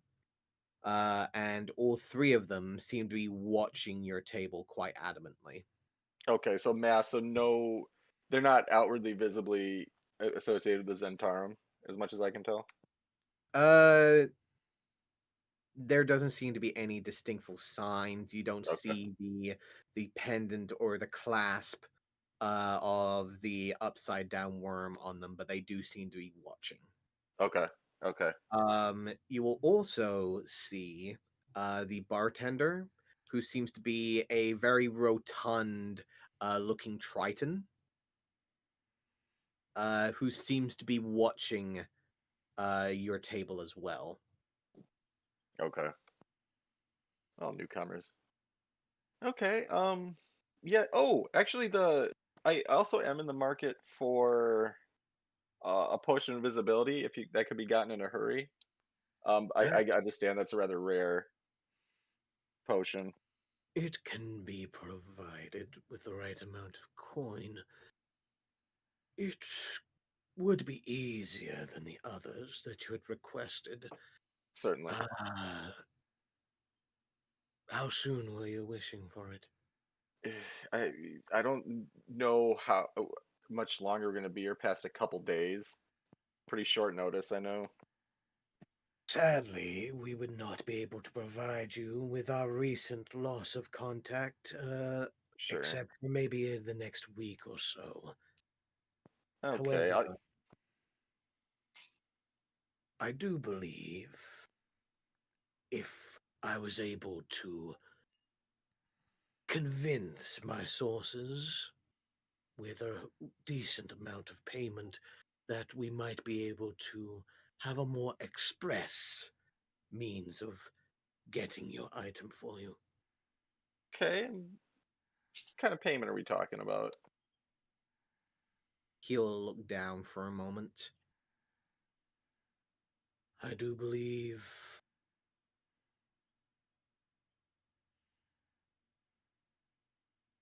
200 Dead Man's Tears should be more than enough. Ugh, hold on. What do we? I know we got some. I don't. That's a little rich. I don't think we got 200. How many we got? Oof. Yeah, the professor just kind of like looked through stuff. The best I can do is 20, and I've got Jester to make up the difference. But no, I'm sorry. My good at 200. 200 is a little bit out of my league. Jesters does not really do so well for my clients, I'm afraid. Dead Well, Man's Tears, however. sure. No, I mean that's Rob. Remember, I think just out of character, quick, didn't we? Wasn't the thing with Dead Man's Tears is different tiers are worth different amounts? Or they is it just one for Uh, one? certain gems can be worth a lot more, but usually the Okay. standard Dead Man's Tears can be between either 15 to 20 gold pieces. Okay, and just quickly scanning over the 20 Dead Man's Tears I have in the bag of holding, are all of them basically standard? They are all standard, yeah. Okay. Yeah, I appreciate the honesty. I mean, if I come across any in the next couple days, I'll definitely take you up on that offer. Excellent. Then I will go ahead and put forward a request for the next couple of weeks. Should you have an advancement to your payment, then we will make an advancement to your delivery. Excellent. And I will I'll see how my group's feeling about the slaughter ball. I'll let you know tomorrow. We may or may not need an extra body or two. I will see if I have a contact. I have heard of another newer individual that has entered the capital that was seeking information. Perhaps I can send you their way. Excellent. Well, thank you for taking the time to speak with us. We'll be in touch. I will be listening out for you. Good luck Appreciate it. with your endeavors, and please, if you do intend on partaking, do give me a call. I'll be counting on it. Yeah, you'll be the first to know, sir. Fantastic. Good luck. Yeah, you too. And Professor will stand up and wait for Vanna to stand up, and then we'll make our way to the door.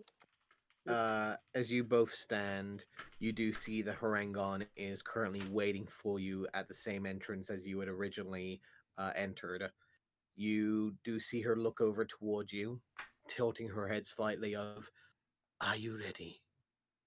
Yes, we are. Excellent. Thank you With for your all due hospitality. respect, we will be finding a different entrance. No problem. When in Rome. after a while, she will lead you around. You will go through up a different set of stairs. moving around. You do see what seem to be the passing of doorways, the passing of what seem to be multiple other small rooms where you do occasionally find what seem to be another of other individuals until eventually she'll lead you outside to over here. Okay. She will lead you to a doorway where you see an alleyway where a tiefling individual seems to look over in your direction as you open the door. He will look over, immediately turn his head around, and continue to look over in this genuine direction. Okay. Yeah. But can does say- not seem to pay too much attention to the both of you as you both leave. Yes. And you do see the familiar signs of the sun beginning to fade directly over the both of you. All right. Well, should we find the others and see if people want to play some slaughter ball? That sounds good. Yeah. Well, I guess we'll. I mean, if the sun's starting to fade, I guess we'll just head back to the old homestead, Mhm. which is like right around the corner. So, Just around the corner. So you guys are heading back. As those two are heading back, we will get to the rest of the group after their ordeal with the foundry and the forge with the new place.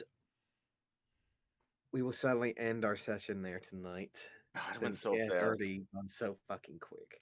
It goes so fast. Yep. D&D, where 4 hours takes 5 minutes and 5 minutes takes 4 hours. Fucking hell. Literally, dude. Certainly does. Literally. Like sometimes these sessions just go like that, and I'm like, wow, holy fuck. Yeah, they really do.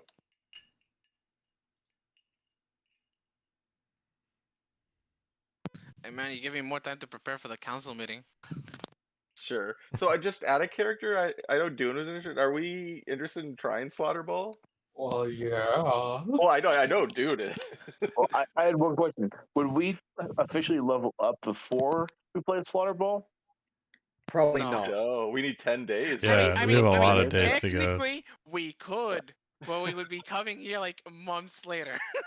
Yeah, there's no way. We can't stay that long because we got to do there's a time limit on the bounty, on Harry's bounty. You have less than 2 weeks to complete the bounty. I believe you said 11 days on the start of this day. 11 days. There was 13 days as you guys were making your way over. 13 days you were making your way over. It is now the end of the second day of you guys, or getting close to the end of the second day of you guys being in Estera. Therefore, you are guys coming up to the beginning of 11 days left. Yeah, we got to do what we need to do here and then move out. So the next day would be the council meeting, right? Correct. Okay, yeah. And then And the day after that is the option for Slaughterball. and we also get the disguises to go to event on that day as well, is what Yeah. Professor Sad said.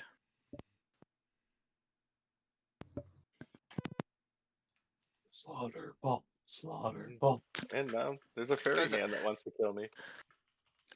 Dude, okay. To be fair, you done goofed. No, You I should- did. You should have said whatever name possible, not your name. I'm like, No, I shit, like- bro, you did that to yourself. No, I do. I kind of like talking myself into trouble though. It makes it more interesting. A new I mean, contact. there's a reason your card is the Joker. Certainly. Ah, New that contacts. should be fun. So yeah, By the way- Slaughterball is Oh, yeah, yeah, indeed a native sport. It is not just of Estera, but it is actually a native sport of Essrena. How has I'm Doom never really heard of it interested. then? Because it's only native to the civilizations, Oh, even fair though it enough. is such an Yeah. interesting name. You are what they call in these parts a redneck. Yeah. Country bumpkin. Yeah. To be I'll specific. tell you what, Exercise I've never one. heard of this slaughter ball Yeah. before, but it sounds like a hell of a thing. That's them foosball they play in them colleges. That's Where what my I was monster thinking truck? Yeah, I'm about. getting on my monster truck to go over to the damn Minnesota Bowl. Not gonna have no tribe men of mine play no foosball from Stira. What do you mean that's a sport? That's just what happens if you steal Papa's meat. What do you mean that you're going to kick a flaming ball into the goal? Usually, the goal of a flaming ball is when you extinguish it with your damn fucking liquor. And if it goes even better, then you know your liquor is fine quality.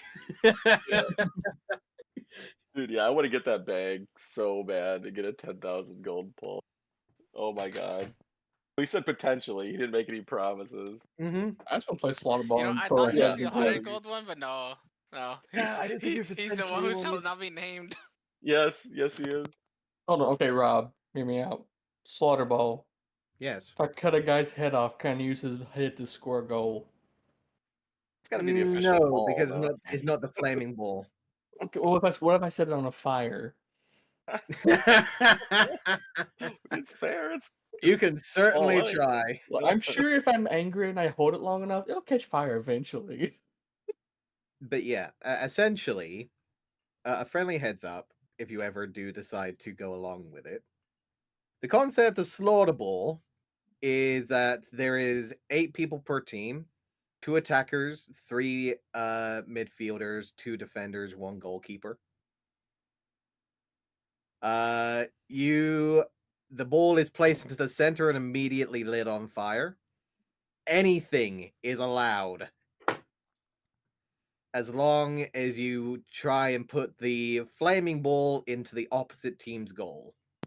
Because it sounds like the so far how it's been explained, sounds like structure-wise, it seems like there'd be teams that focus less on the ball and more on just annihilating the opposing team.